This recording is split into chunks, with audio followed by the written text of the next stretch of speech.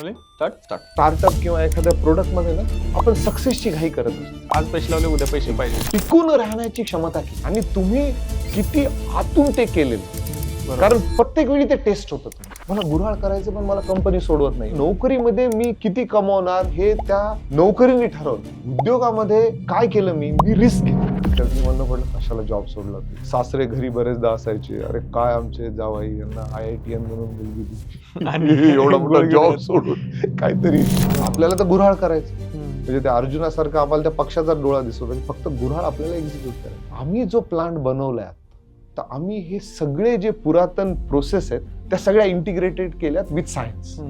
चहा गुळ जो आहे तो इन्स्टंट डिझॉल्व्ह होतो. म्हणजे 5 सेकंदात तुझा चांगला चहा तयार होतो. गुळाची पावडर कशी बनवली आम्ही, तर काही केमिकल न टाकता गुळ पावडर तयार केली. तर जेव्हा मी पहिल्यांदा गुळ बनवला तेव्हा मार्केट यार्डला घेऊन तो म्हणे, अरे माझी जिंदगी गेली म्हणे, 3 पिढ्यापासून माझी 4 पिढ्यापासून ही पिढी आहे म्हणे, आणि तू काय मला सांगतो म्हणे हा केमिकल वाला गुळ, एवढा पिवळा गुळ बनतच नाही बिना केमिकल. तर आम्हाला वॉशिंग मशीन सारखं गुळ दे.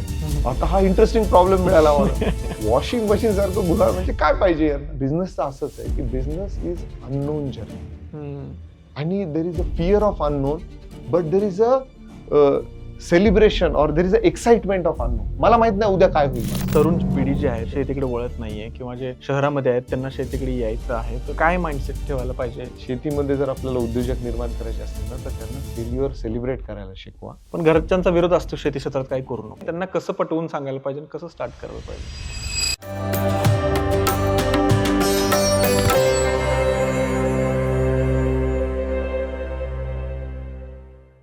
ॲग्रिकल्चरमध्ये जर तुम्हाला उद्योजक व्हायचं असेल तर हा एपिसोड तुमच्यासाठी खूप महत्त्वाचा आहे. आपण शेतकरी एक शास्त्रज्ञ आहे, आपल्याला सगळं येतं. शेती क्षेत्रातले आपल्याला केमिस्ट्री येतं, सगळं काही येतं. आपण खूप गोष्टी शेतामध्ये जुगाड बनवतो, एखादा प्रोडक्ट बनवतो, आपण खूप चांगल्या गोष्टी उगवतो, उगवून त्या मार्केटमध्ये विकायला जातो. पण आपल्याला त्यामध्ये बिझनेस करता येत नाही, मार्केटिंग करता येत नाही. एंटरप्रेन्योरशिप काय असते, ॲग्री स्टार्टअप काय असतो, कसा उभा करायला पाहिजे, त्यामध्ये स्टेप बाय स्टेप आपल्याला कसं पुढे जायला पाहिजे, ॲग्री स्टार्टअप उभा करताना त्यामध्ये फेल तुम्ही कुठं होऊ शकता. तर या सगळ्या गोष्टी आज आपण समजून घेणार आहे. आज आपल्यासोबत विशाल सर देशपांडे सर आहेत, ज्यांनी एक ब्रँड उभा केलेला आहे. तो फक्त गुळाचा आहे मित्रांनो. आता गुळ म्हणलं की आपण एकदम सिंपल विचार करतो की अरे गुळ तर आहे. अरे तसं नाही आहे मित्रांनो. 10-15 वर्ष त्याच्या पाठीमागे त्यांनी काम केलेलं आहे आणि ते काम किरकोळ नाहीये. पूर्ण ते गुळाच्या चवीपासनं गुळापासच्या वेगवेगळं प्रोडक्ट बनवलेलं आहे. आता गुळाचा चहा तुम्ही नॉर्मल पिला असेल, पण गुळाची जर तुम्ही इथं कॉफी, जॅगरी कॉफी आहे माझ्या हातामध्ये, गुळाची कॉफी कधी ऐकलंय का तुम्ही? तर असे खूप सारे प्रोडक्ट आहेत, एक नाहीत. गुळाचा आईस्क्रीम पण बनवलेला आहे. तर गुळापासून एवढं काय होऊ शकतं. तर शेतीमध्ये तर किती गोष्टी आहेत. साधा गहू जरी बघितला तर 100-150 प्रोडक्ट गव्हापासून बनतात. तर अशा खूप गोष्टी आहेत मित्रांनो. तर हे सगळं तुम्हाला डिटेलमध्ये शिकायला मिळेल. जर तुम्हाला उद्योजक व्हायचं असेल शेती क्षेत्रामध्ये, हा एपिसोड पूर्ण बघा, स्किप करू नका आणि सबस्क्राईब करा आणि मातीवर्सला तुम्ही फुल सपोर्ट करा. चला सुरू करूया. नमस्कार सर. नमस्कार.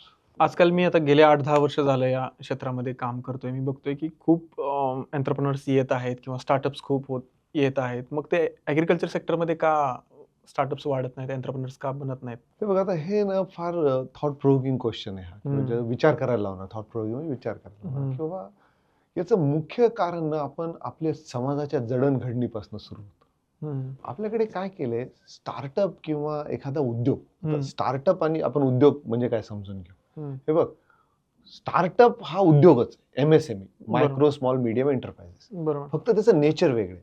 स्टार्टअप काय करतो, एखादी गोष्ट डिसरप्ट करायची असते त्याला किंवा मोठ्या स्केलवर घेऊन जायची असते. आणि उद्योग म्हणजे काय, मला काहीतरी सेल्फ स्वतःचं अर्निंग करायचं, पैसे कमवायचे. म्हणजे प्रत्येक स्टार्टअप हा उद्योग आहे, पण प्रत्येक उद्योग हा स्टार्टअप नाही. आता प्रश्न काय येतो की प्रत्येक समाजामध्ये 2 ते 5% लोक हे इंटरप्रिनियर म्हणजे उद्योजकतेबद्दल विचार करणारे किंवा उद्योगी असतात. आपल्याकडे म्हणतात अरे फार उद्योगी आहे, म्हणजे खटपट करणारे असतात.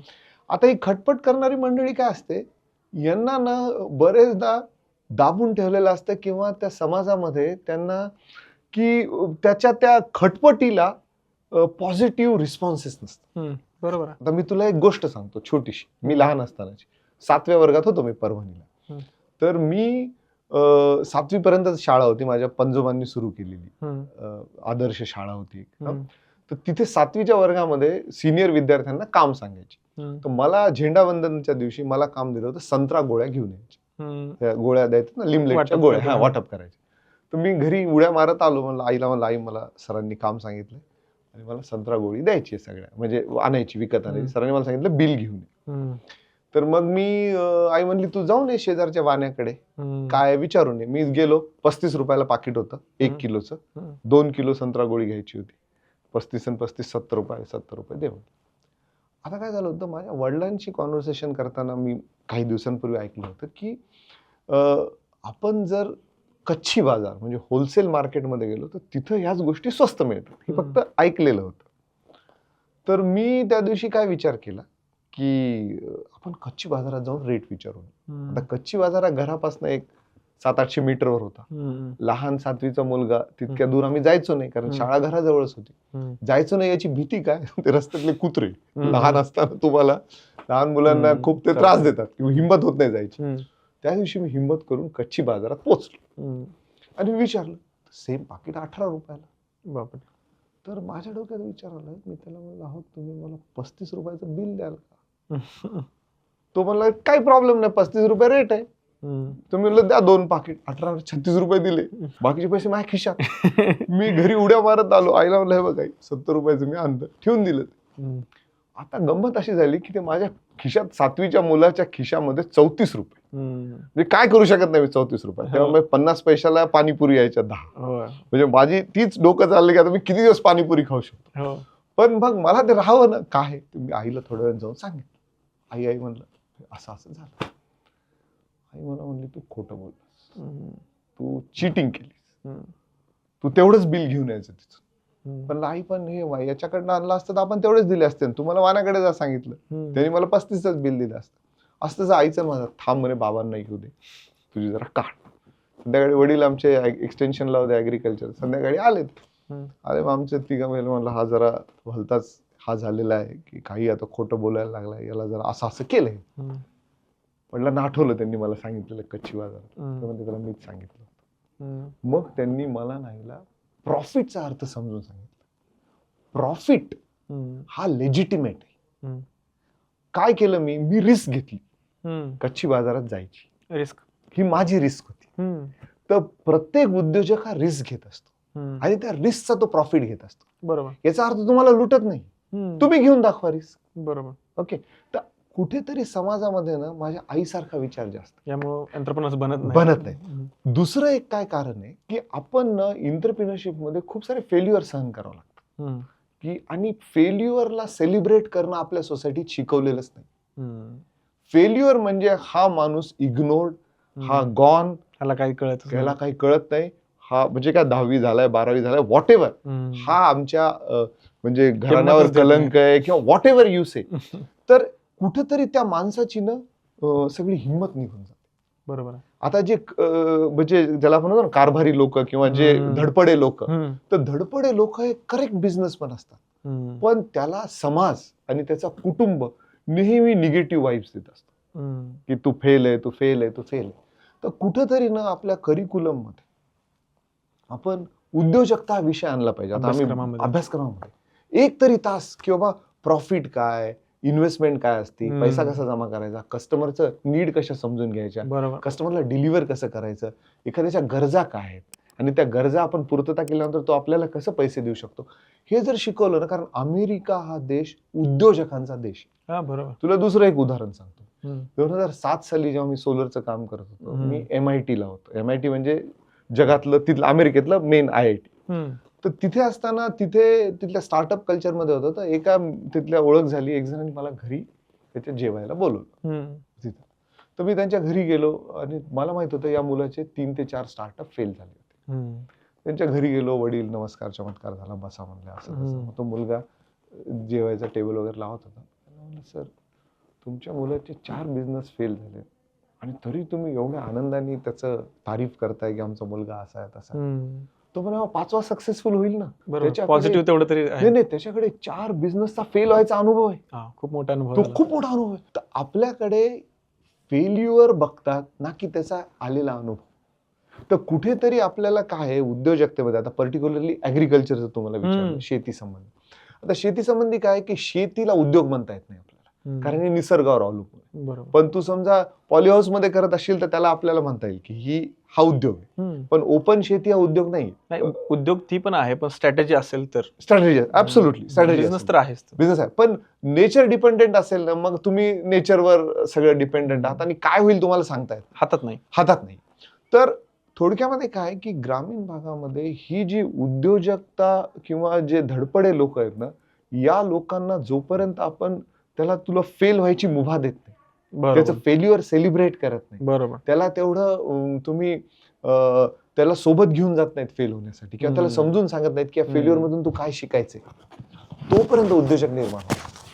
तर आपल्याला कुठेतरी ना या फेल्युअर कडे किंवा या कोणीतरी उद्योग करतो त्याकडे व्यवस्थितपणे पाहिलं पाहिजे. फॉर एक्झाम्पल घरच्यांनी बरोबर त्याचे जर त्यांना तुम्हाला दिसलं की अरे हा जरा धडपडे आहे, त्याला सपोर्ट करायला पाहिजे. सपोर्ट करायला पाहिजे. आजूबाजूच्या समाजाने एखाद्याने उद्योग चालू केला, समजा आवळ्याचा ज्यूस बनवायला लागला, तर शेजाऱ्याने अरे काय आवळ्याचा ज्यूस बनवतोय, माप काढतात लोक लगेच. माप काढतात. त्याच्यापेक्षा तुम्ही विकत घ्या, त्याला फीडबॅक द्या, अरे तू काचेच्या बॉटलमध्ये का देत नाही, किंवा तू आता 1 लिटरच्या बॉटलमध्ये देतो, तू अर्धा लिटर मध्ये दे, चांगला होईल. आणि लोकांना असं पण आहे की कमीपणा वाटतो. एक्झॅक्टली कमी. कारण काय आहे की पगारामध्ये झाकली मूठ 6 लाखाची, तू तिथे जाऊन काय करतोयस कोणाला माहिती.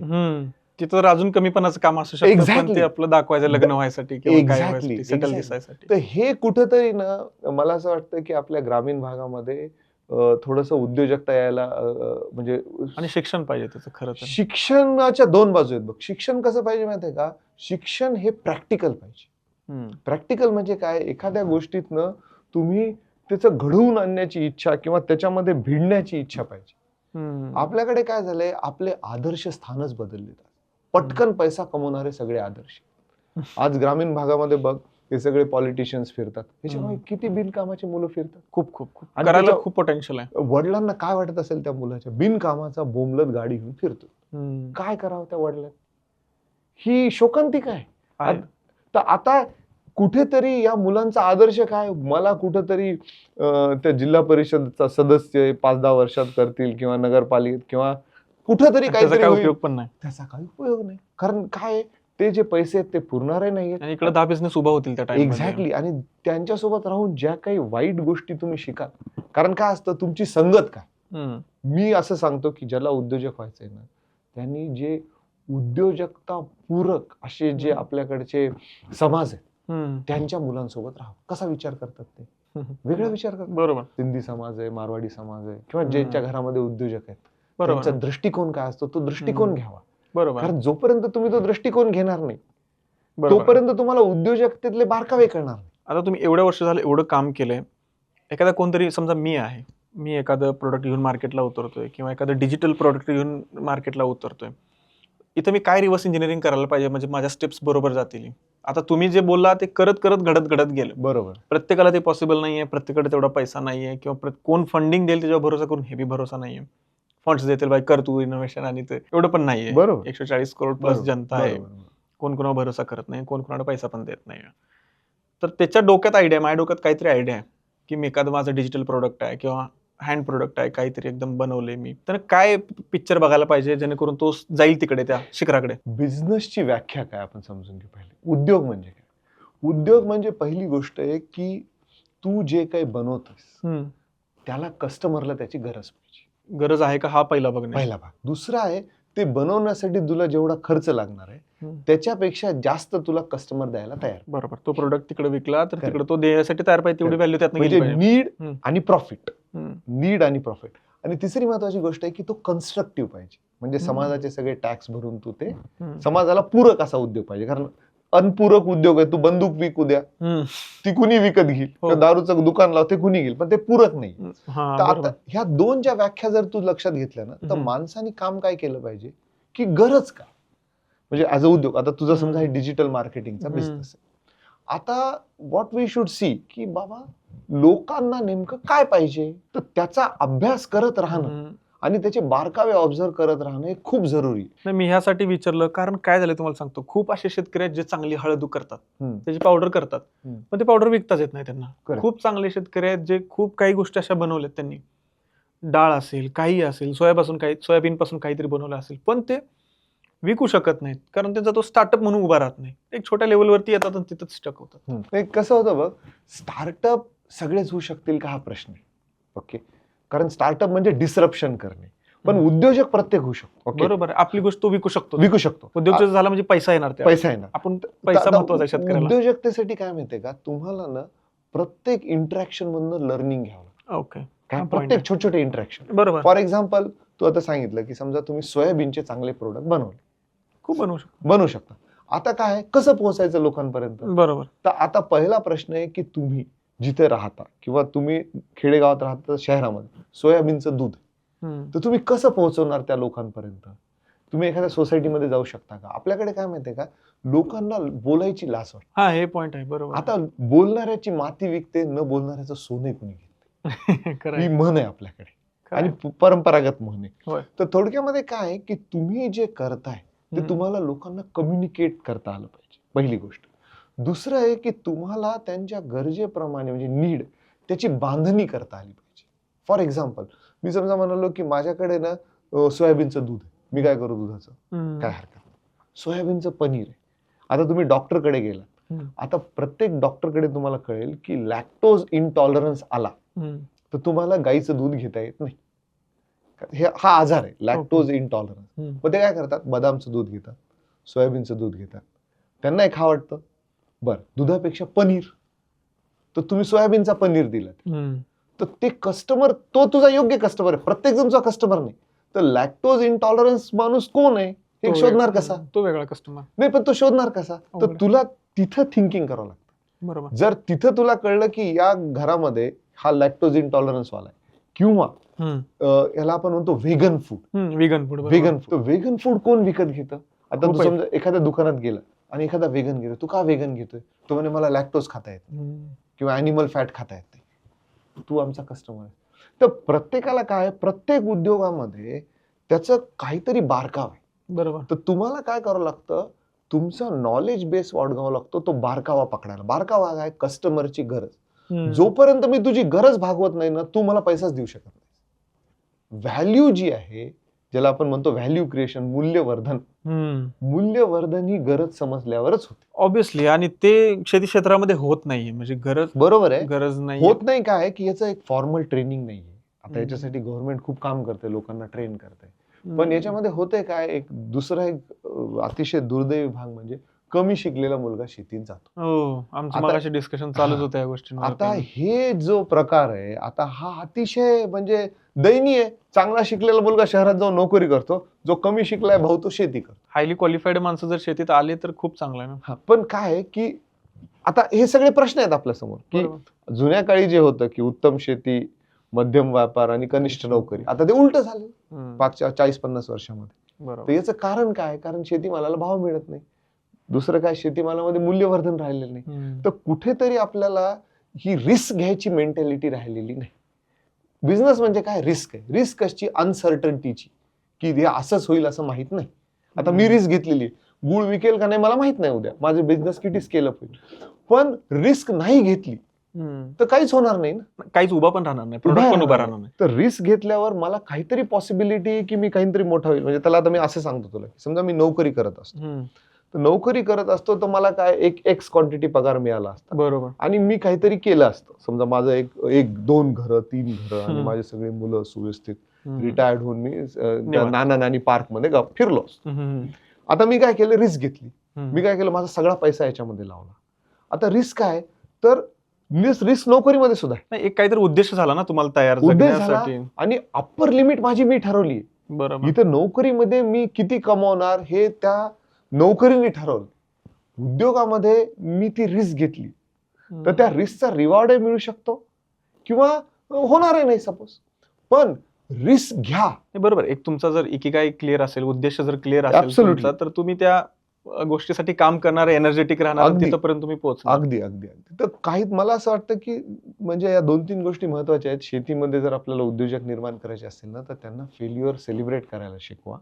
दुसरं, चांगल्या शिकलेल्या मुलांनी त्याच्यामध्ये या, बरोबर. जेणेकरून काय होईल की काहीतरी त्याच्यामध्ये थिंकिंग येईल. प्रोसेसिंगला किती स्कोप आहे बघा, की भरपूर scope. किती तर गोष्टी अशा सरप्लस उत्पादन बरोबर. होतं म्हणून फेकून दिल्या जातात. बरोबर. किती तर आहेत. बरोबर. त्यात थोडं थोडं जरी काम केलं प्रत्येकानं, बरोबर. कोणी ना कोणीतरी अगदी येऊन बरोबर. थोडा टाइम देऊन, पेशन्स देऊन, अगदी बरोबर. कुणाला वाटच नाही बघा आज पैसे लावले उद्या पैसे पाहिजे. Exactly. तर हे काय, समाजामधले जे आपल्या समोरचे आदर्श आहेत ना, माझा आदर्श कोणी ठेवणार नाही. अरे इतके वर्ष असतात कोण ना काम गुळ करतं? बनवायला, इतके वर्ष कोण काम करतं, हे लगेच 2 वर्ष झालं पाहिजे. पण हे जर ज्यांचे बिझनेसेस उभे राहिलेत, आता चितळेंचे बिझनेस Wow. 2 पिढ्या खपल्यानंतर आज बिझनेस आज कुठे Sachin Tendulkar brand ambassador Exactly. करू शकले एवढं मोठं. कुठंतरी एका पिढीला ते लावून धरावं लागतं. हम्म. कारण बिझनेस ही लेगसी, Legacy. ही तुमची तयार झालेली वर्षानुवर्ष पिढ्या बनलेला बिझनेस आहे. तुम्हाला काय उभं करायचं, हम्म. क्विक बिझनेस करायचा आहे का लेगसी तयार करायची, हे तुमची चॉईसेस. शॉर्ट टर्म तसा गोल नसावाच मला वाटतंय. म्हणजे तर- तुम्हाला पण मला तरी असं वाटतं की आपल्याकडे ग्रामीण भागामध्ये 5 ते 10% लोक सगळ्यांनी बिझनेस करावा हे आम्ही याचं नाही, प्रत्येक जण करू शकेल असं नाही. नाही. पण यासाठी आपल्याकडे वेगळे मॉडेल आहेत. FPO आहे, खूप आहे. तुम्ही सोबत या.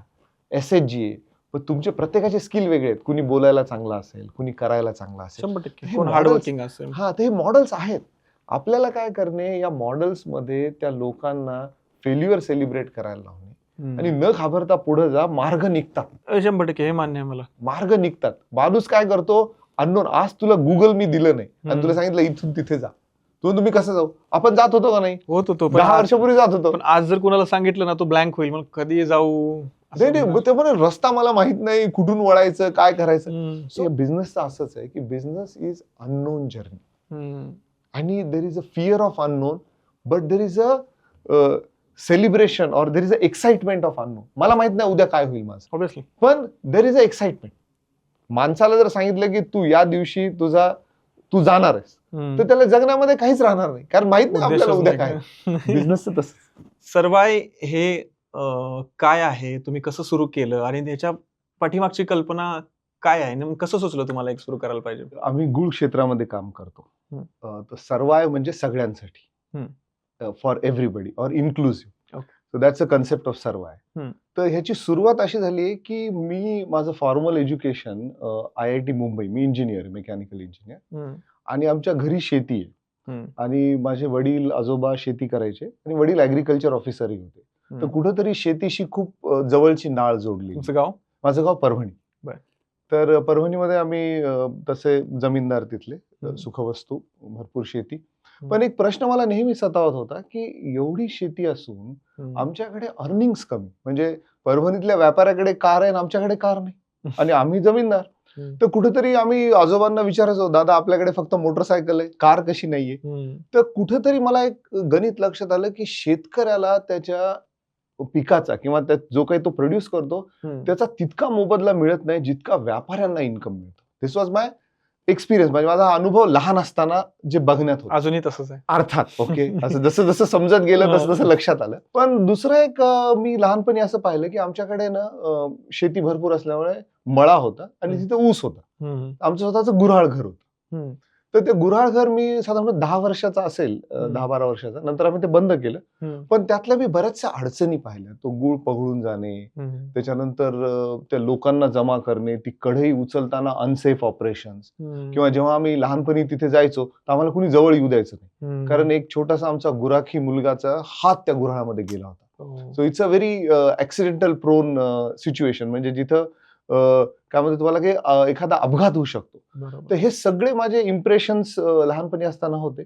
तर पुढे चालून मी IIT मध्ये एमटेकला गेलो. हम्म. आणि मग एमटेक करताना मला IIT मध्ये आमच्याकडे centre for technology alternative for rural areas, त्याला CTARA, CTARA असं त्या डिपार्टमेंटचं नाव आहे. सध्या मी तिथे प्रोफेसर आहे. ओके. तर सितारामध्ये मी पाहिलं की इथे काही अशा गोष्टी इंटरेस्टिंग होतात ज्याच्यातून परभणीला काही सोल्युशन्स देता येईल. ओके. तर तेव्हा एक फार इंटरेस्टिंग प्रेसिंग प्रॉब्लेम परभणीमध्ये होता की आमच्याकडे काय मराठवाड्यामध्ये मूग जे पीक आहे ते साधारण ऑगस्टमध्ये हार्वेस्ट होतं. ते खरीपातलं पीक आहे. तर ऑगस्ट सप्टेंबरमध्ये हार्वेस्ट होतं आणि दरवर्षी मुगाचं हार्वेस्ट म्हणलं की पाऊस येईल आणि पाऊस आला की सगळा तो मूग काढलेला भिजतो, त्याच्यावर काळे डाग पडतात, भाव सगळा निघून जातो. बरोबर. तर इनव्हेरिएबली मी जेव्हा लहान होतो किंवा 10वी-12वी पर्यंत मी असं पाहिलं की तो शेतातनं मूग घरी आणायचा किंवा शेतामध्येच मंडप डेकोरेटरचे फॅन घेऊन यायचे आणि त्या फॅन मध्ये तो मूग वाढवायचा. तर IIT मध्ये एक सोल्युशन होतं की पॅडी ड्रायर, म्हणजे भाताला ड्राय करण्यासाठी या कर्जत खोपोलीसाठी एक सोल्युशन तयार केलं. तर त्यातनं मला असं लक्षात आलं की हे सोल्युशन आपण परभणीसाठी अडॉप्ट करू शकतो. तर माझं त्या डिपार्टमेंटमध्ये जाणं वाढलं. मी ऍक्च्युली एनर्जी सायन्सेसचा विद्यार्थी होतो, पण असं कुठेतरी लक्षात आलं की या डिपार्टमेंट थ्रू काहीतरी परभणीला देता येईल. मग पुढे माझं एमटेक संपलं, मी थर्मॅक्सला जॉईन झालो आणि मग मी पुन्हा पीएचडी ला गेलो IIT मध्ये. माझं पीएचडी काच वितळवण्याची भट्टी म्हणजे ग्लास फर्नेस बर. तयार करणं या विषयात होतं. ओके. आमचे सेंटर फॉर रुरल डेव्हलपमेंटचे प्रोफेसर दाते यांच्याशी मी जवळून त्यांच्याशी नेहमी भेटत असायचो. तर एकदा मी आणि दाते सर प्रवास करताना आम्ही एका गुऱ्हाळ घरात पोहोचलो आणि गुऱ्हाळ घरात पोहोचल्यावर सर मला म्हणले की तुम्ही तर आवाजावा बोलायचे बरेचदा पीएचडी विद्यार्थ्यांना, तुम्ही त्या ग्लास फर्नेस वर काम करताय, तुम्ही जर गुऱ्हाळ घरात काही केलं तर ही सुद्धा फर्नेस आहे आणि याचा खूप लोकांना फायदा होईल. ही 2006 ची गोष्ट, 5-6 ची. तर त्यावेळेस मला असं लक्षात आलं, माझे सगळे जुने जे लहानपणी मी गुऱ्हाळ घरात पाहिलेले प्रॉब्लेम्स आठवले आणि म्हणलं सर तुमच्या तोंडून मला देवाने आज्ञा दिली. मी लगेच गुऱ्हाळामध्ये काही काम सुरू केलं, कारण माझं ग्लासचं काम होतं, तर माझ्याकडे इन्स्ट्रुमेंट्स, मेजरिंग इन्स्ट्रुमेंट्स आणि या सगळ्या गोष्टी होत्या. तर मी लगेच एका गुऱ्हाळ घराचं अनालिसिस केलं, म्हणजे त्याचा ECGच काढला की कसं ते चालतं, त्याचं ऑपरेशन कसं आहे. आणि मग असं लक्षात आलं की याच्यामध्ये खूप सारे डिस्कनेक्ट्स आहेत या सगळ्या प्रोसेसमध्ये. आणि मग याच्यात काय करता येऊ शकतं, तर माझा उद्देश त्याची एनर्जी कमी करणे, कारण आम्हाला प्रॉब्लेम स्टेटमेंट आलं होतं की बगॅस कमी पडतं, म्हणजे जळतण जे आहे त्याला म्हणजे चोथरी म्हणतो, चोथरी पुरत नाही. त्यामुळे ती पुरेल कशी, मग भट्टीची संरचना काय, त्याच्यामधली त्याची कार्यक्षमता, इफिशियन्सी काय, तर या सगळ्या गोष्टी आम्ही पाहणी केली आणि माझे ज्युनियर पीएचडी स्टुडंट माझ्यासोबत होते. पण मग त्यातनं असं लक्षात आलं की ह्याच्यामध्ये काहीतरी मेथॉडिकल काम केलं पाहिजे. आणि मग माझी पीएचडी जवळजवळ संपत आली होती. मग माझी पीएचडी संपली, पण हा गुळाचा प्रॉब्लेम मात्र डोक्यात राहिला. मग तिथून मी वापस आल्यानंतर पुन्हा माझ्या कंपनीने मला पीएचडी स्पॉन्सर केलं होतं. थर्मॅक्स मी सोडली होती आणि AT म्हणून कंपनी होती, तर तिथं मी वापस जॉईन झालो. तर त्यांना क्लीन टेक्नॉलॉजी डिव्हिजन सुरू करायचं होतं कंपनी. तर मग त्यांनी मला क्लीन टेक्नॉलॉजी डिव्हिजनचा हेड केला आणि मला विचारलं की तू काही प्रोजेक्ट प्रपोज कर. तर मी गुळाचा प्रोजेक्ट प्रपोज केला. सोलर कॉन्सन्ट्रेटर मी ज्याच्यावर नंतर काम केलं, सूर्यापासून वाफ तयार करणे. तर ते म्हणले अरे गुळाचा प्रोजेक्ट ना आम्हाला इंटरेस्ट नाही, कारण आम्ही ऍग्रिकल्चर बॅकग्राऊंड नाही, पण तुला परस्यू करायचं तर कर. तर मग काय झालं की वीकडेजला मी कंपनीचं काम करायचो आणि वीकेंडला माझं गुळाचं इन्व्हेस्टिगेशन चालायचं. ओके. तर मग हे अशा प्रकारे मग झालं असं की मी तुमचा भाग म्हणजे सांगली, सातारा, कोल्हापूर तिकडे गाडी काढायची पुण्यावर आणि शनिवारी सकाळी निघायचं. तर त्या काळी गुगल नव्हतं, तर रस्त्यामध्ये विचारत अरे इथं कोणाचं गुऱ्हाळ आहे, ते म्हणजे अहो इथे धनंजय पाटील आहेत, त्यांचं एक गुऱ्हाळ आहे. मग ते धनंजय पाटीलचं गाव कोणतं, त्या गावात पोहोचलो. मग ते शोधलं त्यांना. मग तिथे गेल्यावर असं लक्षात यायचं अहो त्यांनी गेल्या वर्षीच बंद केलं, पण तुम्ही त्यांचं जाऊन बघा. तर अशी सगळी माझी जी शोध मोहीम सुरू होती, तर त्याचं मुख्य कारण असं होतं की मला एक शोध घ्यायचा होता की लोकांनी गुऱ्हाळात काही इम्प्रूव्हमेंट केलं त्या टाइमचं आता. करेक्ट. आणि दुसरं म्हणजे त्यांना कसं गुऱ्हाळ पाहिजे, कारण IITत आम्हाला शिकवलेलं आहे की तुम्ही आधी कस्टमरला विचारा त्यांना काय पाहिजे. तुम्ही त्यांना खूप काही देऊ शकता, ही आमची सितारा डिपार्टमेंटची फिलॉसॉफी, कस्टमरला इन्व्हॉल्व्ह करा. तर ह्या शोध घेताना मला काही योग्य माणूस सापडत नव्हता. पण झालं असं की याच्यामध्ये एक रिझन आहे. काय असतं, शेतकरी माणूस किंवा आपला ग्रामीण भागातला माणूस हा आर्टिक्युलेट करू शकत नाही, म्हणजे व्यवस्थितपणे सांगू शकत नाही, कारण त्याची अडचण आहे की त्याचं तसं ट्रेनिंग नाहीये. तुला नेमकं काय पाहिजे, जसं आता आपल्या शहरी भागातल्या लोकांना विचारलं की तुला कसा मोबाईल पाहिजे, तर तो पटकन सांगेल मला ही स्पीड पाहिजे, इतकं पिक्सल पाहिजे, हे पाहिजे, ते पाहिजे. तुम्ही ग्रामीण भागातल्या माणसाला विचारलं तुला काय पाहिजे, तुम्हाला जे आहे ते ठीक आहे, तेवढा विचारच नाही, तेवढा विचार नाही किंवा तेवढं आर्टिक्युलेशन नाही. योगायोगाने मला असं वाटतं 2009-10 साली मला एक व्यक्ती भेटली. तुमच्या सांगलीच्या जवळच गाव होतं, ते कुठेतरी मुंबईत राहून आलेले होते, तर ते ट्रेंड होते शहरी भागामध्ये. ते मला म्हणाले सर आम्हाला वॉशिंग मशीन सारखं गुऱ्हाळ द्या. आता हा इंटरेस्टिंग प्रॉब्लेम मिळाला मला. वॉशिंग मशीन सारखं गुऱ्हाळ म्हणजे काय पाहिजे यांना, टाकलं की द्या. हा म्हणजे आता संकल्पना तीच, पण याला आम्ही मेटाफर म्हणतो, म्हणजे त्यांनी एक संकल्पना दिली आपल्याला की बाबा मला वॉशिंग मशीन पाहिजे म्हणजे काय. मग आम्ही अनालिसिस केलं. आमच्याकडे एक इंडस्ट्रियल डिझाईन सेंटर आहे IIT, तिथल्या काही प्रोफेसर्सला मी बोललो आणि IIT मध्ये ते म्हणजे हा इंटरेस्टिंग प्रॉब्लेम आहे, तू ये बस आपण बोलू. मग आम्ही जेव्हा कागदावर मांडायला लागलो तेव्हा असं लक्षात आलं की वॉशिंग मशीन म्हणजे काय, तुम्हाला त्या काम करणाऱ्या बाईपासून मुक्तता, की तुम्ही कपडे टाका, वॉशिंग पावडर टाका, पाणी सुरू करून द्या, बटन दाबा, तुम्हाला अर्धा तास काही बघायचं काम नाही. कपडे वाळले की मशीन सांगते 70% 80% कपडे वाळवून देते, उचलून सुकायला टाकायचे. आता हे गुऱ्हाळात कसं ऍप्लिकेबल आहे, तर गुऱ्हाळात जेव्हा इन्व्हेस्टिगेशन केलं तेव्हा असं लक्षात आलं की गुळव्या हा फार अवघड प्रकार, आणि ज्यांनी गुऱ्हाळ घर घातलं त्याला गुळव्याला तळ हाताच्या फोडासारखं जपावं लागतं. गुळव्या गेला की धंदा संपला. धंदा संपला. बरं, आता ते गुळ बनवणं अवघड आहे का? It's like a master chef. बरोबर. पण त्या मालकाला म्हणजे त्याच्या बायकोला तो एवढं सांभाळणार नाही तेवढं गुळव्याला सांभाळावं, पाय धरून. पाय धरून सांभाळ. हा जो प्रकार होता, तर इथं कुठेतरी मला असं लक्षात आलं की त्यांना तो इंडिपेंडन्स पाहिजे होता. मग ही संकल्पना थोडी मी बळकट केली आणि 2010ला मी एक पेटंट लिहिलं तंत्रज्ञानाचं, की हे आयडियल गुऱ्हाळ कसं पाहिजे बुवा. तर या ज्या सगळ्या बाबी मी समजून घेतल्या होत्या त्याच्यामध्ये इन्क्लूड केलं. दुसरं एक झालं, 2007 साली ना कोल्हापूरला एक गुळ परिषद होती, शाहू गुळ संघाने ऑर्गनाईज केली. योगायोगाने मी, माझे आजोबा म्हणजे आईचे वडील तिथे गुऱ्हाळ घर होतं आणि माझा भाऊ, आम्ही 3 जण त्या गुळ परिषदेला गेलो. तिथं मला असं लक्षात आलं की लोकांना त्या संरचना किंवा त्याच्या मागचं विज्ञान याच्यावर काही विशेष माहिती नाही आणि नंतर लिटरेचर मध्ये सुद्धा फार काही माहिती नाही आपल्याकडे. तर याचा अभ्यास करावाच लागेल हे माझ्या लक्षात आलं होतं. तर मग हा सगळा अभ्यास एकत्र करून मी ते पेटंट 2011 फेब्रुवारीला फाईल केलं. पण त्यानंतर असं झालं, माझा जॉब चालूच होता कॉर्पोरेटमध्ये. तर मग माझे काही कॉमन मित्र म्हणजे मित्र आहेत, संदीप मंडलिक म्हणून आमचे मित्र आहेत, तर त्यांना ते माझ्यासोबत 2007 पासून जोडलेलं आहे. तर त्यांनी काही लोकांना घेऊन आला, सर म्हणजे आपलं गुऱ्हाळ आता तयार झालंय, आपण यांना देऊ. तर मी अशी संकल्पना केली की माझा पगार चालू आहे, तर मी डिझाईन देतो, तुम्ही लावा. हे सक्सेस नाहीये पण तुम्ही लावा, सक्सेस झाल्यावर आपण पुढे बघू काय करायचं ते, आपण एक MOU करू, पहिलं डिझाईन फ्री. तर या संकल्पनेमध्ये आम्ही 2 ठिकाणी लावलं. पण दोन्ही ठिकाणी ना आम्हाला थोडीशी निराशा आली, कारण लोकांची मानसिकता एखादं नवीन तंत्रज्ञान अडॉप्ट करणे, त्यांना वाटलं हे रेडी आहे. ज्यांनी पहिल्यांदा लावलं त्यांनी 1 नाही 10 युनिट बनवले विदाउट रिअली अंडरस्टँडिंग की हे अजून रेडी व्हायचं. दुसऱ्या एकांकडे लावलं, त्यांनी त्यांचं डोकं लावायला लागले त्याच्यामध्ये, चुकत होत्या अशा. हा, तर एक माझ्या लक्षात आलं की हे जर करायचं असेल ना तर मलाच पूर्णपणे करावं लागेल. म्हणून मग मी हे करण्यासाठी कसं बांधणी करायला पाहिजे, मोर्चा बांधणी, तोपर्यंत 2015 उजाडलं.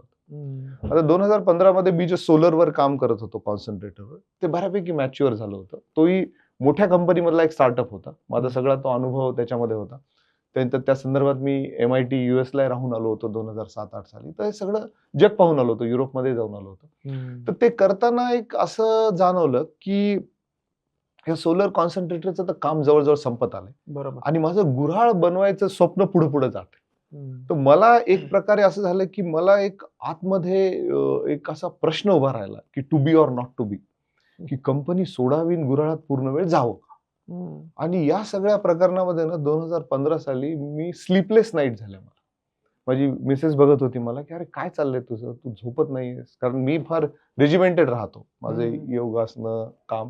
पण तो पिरियड 6 महिन्याचा असा होता की माझ्या डोक्यामध्ये सतत हे चालू होतं की मला गुऱ्हाळ करायचं पण मला कंपनी सोडवत नाही. म्हणजे एखाद्या लहान मुलाला एक खेळणं धरून ठेवलंय आणि त्याला दुसरं खेळणंही पाहिजे, बरोबर, तर हातातलं खेळणं सोडवत नाही. तर हे कसं करायचं. आणि या संदर्भात मग झालं असं की मी एका कॉन्फरन्स मध्ये होतो, मला एक एन्झायटी अटॅक आला. एन्झायटी अटॅक मध्ये तुमचं पाल्पिटेशन वाढतं आणि असं वाटतं की तुम्हाला काही हार्ट रिलेटेड प्रॉब्लेम, पण टचवूड काही नव्हतं ते. पण कुठंतरी मी जेव्हा कार्डिओलॉजिस्टला बोललो, तो म्हणणार तू काहीतरी खूप विचार करतोयस. तर मग काय, तर मग ह्या सगळ्या संकल्पनेमध्ये माझे एक सिनियर कन्सल्टंट होते आमच्या सोलरच्या कामामध्ये, मराठी साहेब म्हणून, एक स्टार्ट आहेत ते. तर त्यांनी मला म्हणले अरे तू विपश्यना केली. बरं, नाही केली कडे मी, पण मला करायची खूप इच्छा आहे. लगेच विपश्यनेला बुकिंग केली आणि फेब्रुवारी 2016ला मी विपश्यनेला गेलो. विपश्यनेमध्ये गेल्यानंतर 5व्या दिवशी मला इनलाइटनमेंट झाली, म्हणजे त्याला म्हणतो ना दिव्य प्रकाश दिसला की गुऱ्हाळच केलं पाहिजे. आणि त्या विपश्यनेमध्ये माझे दोन्ही आजोबा मला भेटायला आले की तू का घाबरतोस, तू नाही तर कोण करणार, तुला इकडचे प्रॉब्लेम माहिती आहे, तुला टेक्नॉलॉजी समजते. म्हणजे हे it is a kind of, म्हणजे त्याला काय म्हणता येईल आपल्याला, की ती भेट होते तुम्हाला त्या विपश्यनेमध्ये, तुमची ध्यानधारणेमध्ये तुम्हाला कळतं की काय केलं पाहिजे. आणि विपश्यनेतनं मी बाहेर आलो आणि रिझाईन करून टाकलं. शांत झाला तुम्ही? शांत झालो, जॉब रिझाईन केलं. आणि मग आता पुढे काय, जून 2016ला मी मोकळा झालो. तर मग मी काही लोकांना भेटलो, मला गुऱ्हाळात काम करायचंय, कोणी फंडिंग देतं. तर असं लक्षात आलं मला की अरे काय सर म्हणे, तुम्ही IITN एवढा अनुभव घेतलेला, तुम्ही दुसरं काहीतरी चांगलं काम घेऊन आहे. गुऱ्हाळ कुठं बनवताय, हे सगळं साखर एवढी कमर्शियलाइज झालेली, गुळामध्ये कोणाला इंटरेस्ट. बरं, मी घरच्यांना बोललो, घरच्यांचं म्हणणं पडलं कशाला जॉब सोडला तू. म्हणजे आईला मी म्हणलं अगं आई, तुझी इच्छा आहे शिवाजी महाराज दुसऱ्याच्या घरीच जन्माला यावे, आपल्या पोरांनी फक्त सेफ राहू. तर या सगळ्या विचारांमध्ये मग मी जरा बांधणी करत होतो की कसं हे सुरू करावं. दरम्यान मला एक फेलोशिप मिळाली ऑक्सफर्डला, ऑक्सफर्ड युकेला, युनायटेड किंगडम मध्ये एक ऑक्सफर्ड म्हणून फेमस युनिव्हर्सिटी आहे. तर तिची एक फेलोशिप आहे, त्याला म्हणतात चेव्हनिंग फेलोशिप. तर त्याच्यासाठी दरवर्षी ना 5 ते 8 इंडियन अप्लाय करतात, म्हणजे ते सिलेक्ट करतात. 500-700 लोक अप्लाय करतात, त्याचा बराच क्वालिफाईंग क्रायटेरिया आहे. तर मी तिथे संकल्पना दिली की मला या गुऱ्हाळावर काम करायचंय आणि असं करायचंय की त्याच्यामध्ये मला गावोगावी गुऱ्हाळं लावता येईल. ही संकल्पना मी जी होती माझ्या डोक्यात ती दिली, ती त्यांना आवडली आणि त्यांनी मला त्या प्रोग्रामसाठी सिलेक्ट केलं. तर मग 6 महिने मी 2017 साली मार्च ते जुलै मी ऑक्सफर्डला गेलो, तिकडे गेलो. तर तिथं काय झालं, माझी युके मध्ये सेट बिझनेस स्कूल आहे, जसं इथं IIM आहे तसं युकेचं सेट बिझनेस स्कूल. तिथं आमचे दिवसा क्लासेस असायचे आणि आमच्या व्हिजिट्स असायच्या वेगवेगळ्या रिसर्च सेंटर्सला किंवा वेगवेगळ्या रिसर्चर्सला किंवा सोशल एंटरप्रिनर्सला किंवा जे इम्पॅक्ट करतात अशा एंटरप्रिनर्सच्या भेटी. तर तिथे काय झालं, माझी पूर्ण ब्लू प्रिंट म्हणजे संकल्पना गुऱ्हाळाची तयार झाली की कसं तोडलं पाहिजे, याची व्याख्या कशी केली पाहिजे, याला लोकांपर्यंत कसं पोहोचवलं पाहिजे. आणि एक बिझनेस मॉडेल कॅनव्हास म्हणून प्रकार असतो, तो त्यांनी माझ्याकडनं बनवून घेतला तिथे. मग तिथून वापस आलो मी. तर दरम्यान असं झालं होतं मधल्या काळामध्ये मी IIT मध्ये व्हिजिटिंग प्रोफेसर म्हणून जॉईन झालो होतो 2013ला कंपनीमध्ये असताना, आणि ते माझं कंटिन्यू होतं. मग एक असा विचार चाटून गेला की IIT मध्ये पूर्ण वेळ जाऊ. पण प्रॉब्लेम असा होता की IIT मध्ये पूर्ण वेळ गेलं तर तिथं जागा कोण देणार आहे गुऱ्हाळ करायला. आपल्याला तर गुऱ्हाळ करायचं, म्हणजे त्या अर्जुनासारखं आम्हाला त्या पक्षाचा डोळा दिसत होता की फक्त गुऱ्हाळ आपल्याला एक्झिक्यूट करायचं. तेव्हा जे जुनं गुऱ्हाळ चालू होतं त्यात आणि तुम्ही आता जे उभा केले त्यात फरक काय होता? आता जेव्हा मी सुरू केलं ना, आता हा स्टार्टअप मधला क्लासिक प्रॉब्लेम, सुरू कुठून करायचं. सगळ्या स्टार्टअप्सना अडचण असते, संकल्पना तर येते एक्झॅक्टली, पण सुरुवात कशी झाली पाहिजे किंवा विचार कसा केला. आता मी ट्रेडिशनली काय विचार केला की मी सगळे ड्रॉइंग्स बनवतो आधी. माझ्या पेटेंट तर मी फाईल केलं होतं 2011ला. तर मी ड्रॉइंग्स बनवायला घेतलं तर ती खूप लांब प्रोसेस आहे ड्रॉइंग बनवणं. मी 2 महिने ड्रॉइंग बनवले. मग माझ्या असं लक्षात आलं की याला खूप वेळ लागेल. मग मी एका फॅब्रिकेटरला भेटलो, त्याला सांगितलं माझ्या डोक्यात काही संकल्पना, मला असं असं बनवायचं. तो म्हणाला मला ड्रॉइंगची काही गरज नाही, तुला फक्त 1 दिवस आड यावं लागेल, मी बनवतो, तुम्हाला हाताने स्केचेस काढ, आपण बनल्यानंतर ड्रॉइंग बनवू. परफेक्ट म्हणलं. मग मी गेलो आणि आमचं ते 2 महिन्यात गुऱ्हाळ उभं राहिलं. परभणीलाच? नाही, इथे पुण्यामध्ये भोसरीला उभं केलं. कोणत्या साली? हे साधारण 2017ला भोसरी, नोव्हेंबर-डिसेंबर मध्ये उभंच राहिलं ते. तर गुऱ्हाळामध्ये जो रस बॉईल होतो तर ते ओपन पॅन मध्ये त्याचं बॉइलिंग होतं. बरोबर, उघड्यावर होतं. तर त्याचा रिसर्च खूप कमी अवेलेबल. तर पहिले 4 महिने फक्त मी रोज पाणीच गरम करायचो. तिथे मी रोज तिथं बगॅस आणून ठेवलं होतं भोसरीमध्ये, 3 कढयांमध्ये पाणी भरायचं आणि रोज ते बॉईल होणारं पाणी 2 तास मी ऑब्झर्व करत बसायचो. बरेच लोक गांधींकडे त्यांना भेटायला यायचे, काय चाललंय सरांचं, रोज पाणी बघत बसतात. आता त्याची संकल्पना अशी होती की पाण्यामध्ये काय असतं की तो जो बबल येतात याच्या कढईमध्ये त्याचा डिपार्चर रेट काय. कारण मळी जर तुम्हाला बिना केमिकलची काढायची असेल ना तर तुम्हाला त्याचं गणित पक्क माहित पाहिजे की बबलिंग कसं होतं त्याच्यामध्ये, कारण त्याच्यातनच मळी बाहेर येते. नाही तर केमिकल टाकून सध्या मळी काढताय. म्हणजे जो उसाचा रस काढतो त्यातनं मळी बाहेर काढायला आपल्याला बबलिंग माहित पाहिजे. मग त्याचा अभ्यास मी तो 4 महिने केला. मग त्याच्यानंतर असं झालं की आता रेडी आहे म्हणलं आपण, मग हे आता कुठं लावायचं. मग आमच्या संदीप मंडलिंगचा आणखी एक मित्र आम्हाला मिळाला, त्यांचं लोणी काळभोरला एक जागा होती, तर तिथे आम्ही हे गुऱ्हाळ लावलं. आता तिथे गुऱ्हाळ लावल्यानंतर आम्ही म्हणलं आता आपण असं करू की गुळव्या घेऊन येऊ, तो काय करतो ते बघू, कारण आमच्या गुळामध्ये कम्प्युटराइज कंट्रोल होतं, ते सगळं असं त्याच्या अरेंजमेंट वगैरे होती व्यवस्थित. तर आम्ही गुळव्या घेऊन आलो एक. तर तो गुळव्याने आमचं गुऱ्हाळ पाहिल्यावर म्हणलं मी याच्यात नाही गुळ बनवू शकतो. अच्छा, वेगळे काय सिस्टम तुम्ही बनवली? हा, म्हणजे आमच्या कढया होत्या पण त्याच्यात कंट्रोल होते. त्याला काय वाटलं की त्याचं सगळं नॉलेज आम्ही काढून घेऊ. अच्छा, तुम्ही म्हणजे थोडंसं ऑटोमॅटिक सिस्टम केलं? बऱ्यापैकी ऑटोमॅटिक, सेमी ऑटोमॅटिक. मग त्याला असं वाटल्यानंतर त्याला तेव्हा 600 रुपये गुळव्याला द्यायचे 2017-18 साली. म्हणलं तुला 1000 रुपये देतो बस, तू बनव. तुम्हाला काही हरकत नाही, मी बनवतो. मी त्या दिवशी वापस आलो, तो म्हणला मला काही मटेरियल लागेल. म्हणलं घेऊन ये, काय घेऊन यायचं. तो यवतला गेला, लोणी काळभोर 6 टाईपचे केमिकल्स घेऊन. मी दुसऱ्या दिवशी गेलो, पाहिलं, अरे म्हणलं त्यांना आप्पा होता. अरे आप्पा म्हणलं हे असं नाही बनवायचं आपल्याला गुळ. तो म्हणला मला असाच आहे, तुम्ही चाललो. नाही, केमिकल टाकायला लागते. हा, केमिकल टाकावं लागते. म्हणलं थांब म्हणलं बाबा बनव. पण तो गुळ माझ्या व्याख्येमध्ये बसणारा नव्हता. तर मी म्हणलं यार हे तर नाही चालणार आहे. त्यांनी 3-4 दिवस बनवला, मला उचल मागितली. ते नेहमीच जे गुळव्याचं, म्हणजे जो गुळव्या मालकाला त्रास देतो, त्यांनी 4थ्या दिवशीच मला दाखवलं की काय करतो गुळव्या. सो एनिवे म्हणलं अरे आपलं काही जमणार नाही. हम्म. तर त्याला मी हे केलं. मग नंतर मी 2-3 गुळवे घेऊन आलो. हम्म. पण 2-3 गुळव्यांचं असंच झालं की त्यांना ना काही ना काहीतरी केमिकल लागत होतं. बरोबर. तर मला असं लक्षात आलं, अरे हे कुणी सॉल्व्ह केलेलं नाही किंवा ह्यांचं हुक तिथे म्हणलं टेक्निकल अभ्यास कोणी केलेला नाही. केलेलं नाही. जे नॅचरल पारंपरिक होत आले Correct. भेंडीचा रस किंवा Correct. काहीतरी Correct. वापरते Correct. टाकून. मग मी म्हणलं हे आपल्यालाच तोडावं लागणार. तर हम्म. मग मी याच्यावर काम करायला सुरू केलं. की बिना गुळव्याचा गुळ कसा बनवू शकतो. बनवू शकतो म्हणजे बिना गुळव्या म्हणजे मीच गुळव्या हम्म. आणि मग मी भेंडीचा रस टाकून आणि चुना टाकून मी बनवणार. तर माझे प्रयोग सुरू झाले. हम्म. गंमत अशी झाली की तो गुळ काही बनत नव्हता. हम्म. असा चिकट तार पडलेला गुळ आमचा बनायचा. हम्म.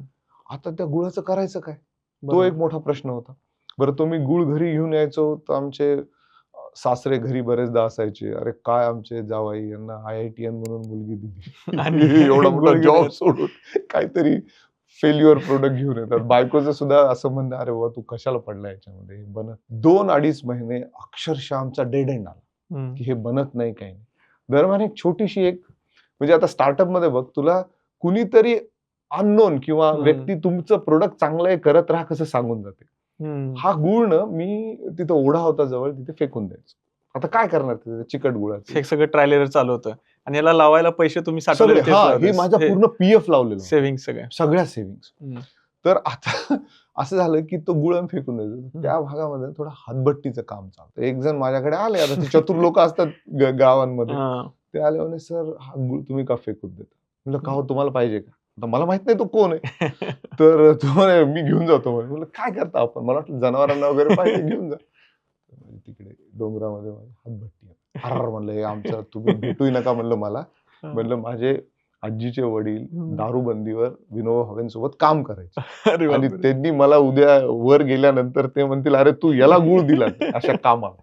तो म्हणला नाही सर तुमचे 2 पैसे निघतील, तुमचं एवढं नुकसान होतंय, तुम्ही एवढं फेकून देताय, काहीतरी कामाला आहे. म्हणलं अरे तुम्हाला भेटूही नको दिसूही नको याच्यापुढे. बरोबर. आमचा स्टाफ आला, मला सर आपण ते फेकून देतो तुम्ही द्या. म्हणलं हे बघा त्याला माझ्यासमोर आणू नका आणि मला काही सांगू नका. हम्म. तो गुळ आपण त्या ओढ्याच्या तिथे नेऊन ठेवू हम्म. आणि त्यांनी घेऊन गेला फेकून दिला. हम्म. त्यांनी काय पैसे द्यायचे ते तुमच्याकडे ठेवा, माझ्याकडे आणूही नका. हम्म. तर मग काय झालं, तो घेऊन जाऊ लागला. मला मग तो माझ्यासमोर कधी आला नाही. हम्म. पण एक 15-20 दिवसानंतर तो व्यक्ती आला. हम्म. मी काम करत बसलो होतो कम्प्युटरवरती, बसलो पाहिलं कशाला आलाय माणूस हम्म. इथे. मला नाही भेटायचं. मी स्टाफला सांगितलं माझ्याकडे अजिबात आणायचं नाही त्याला. पण झालं असं की त्यांनी इन्सिस्ट करत होता की बॉ सरांना भेटायचंच आहे मला, हम्म. 2 मिनिटं द्या. म्हणलं ठीक आहे घेऊन या. मी बसलो होतो. म्हणलं माझ्या काय बोला काय पाहिजे माझ्याकडनं. तो म्हणे सर तुमचा गुळ 1 नंबर आहे कम्प्युटरवर. असं काय होतं मला पहिल्यांदा माझ्या गुळाला कुणीतरी एक नंबर चांगलं म्हणा. हम्म. तर आता तो कशासाठी वापरत असो पण त्याला तो चांगला वाटतो. हम्म. म्हणलं, "अरे काय चांगलं आहे बुवा."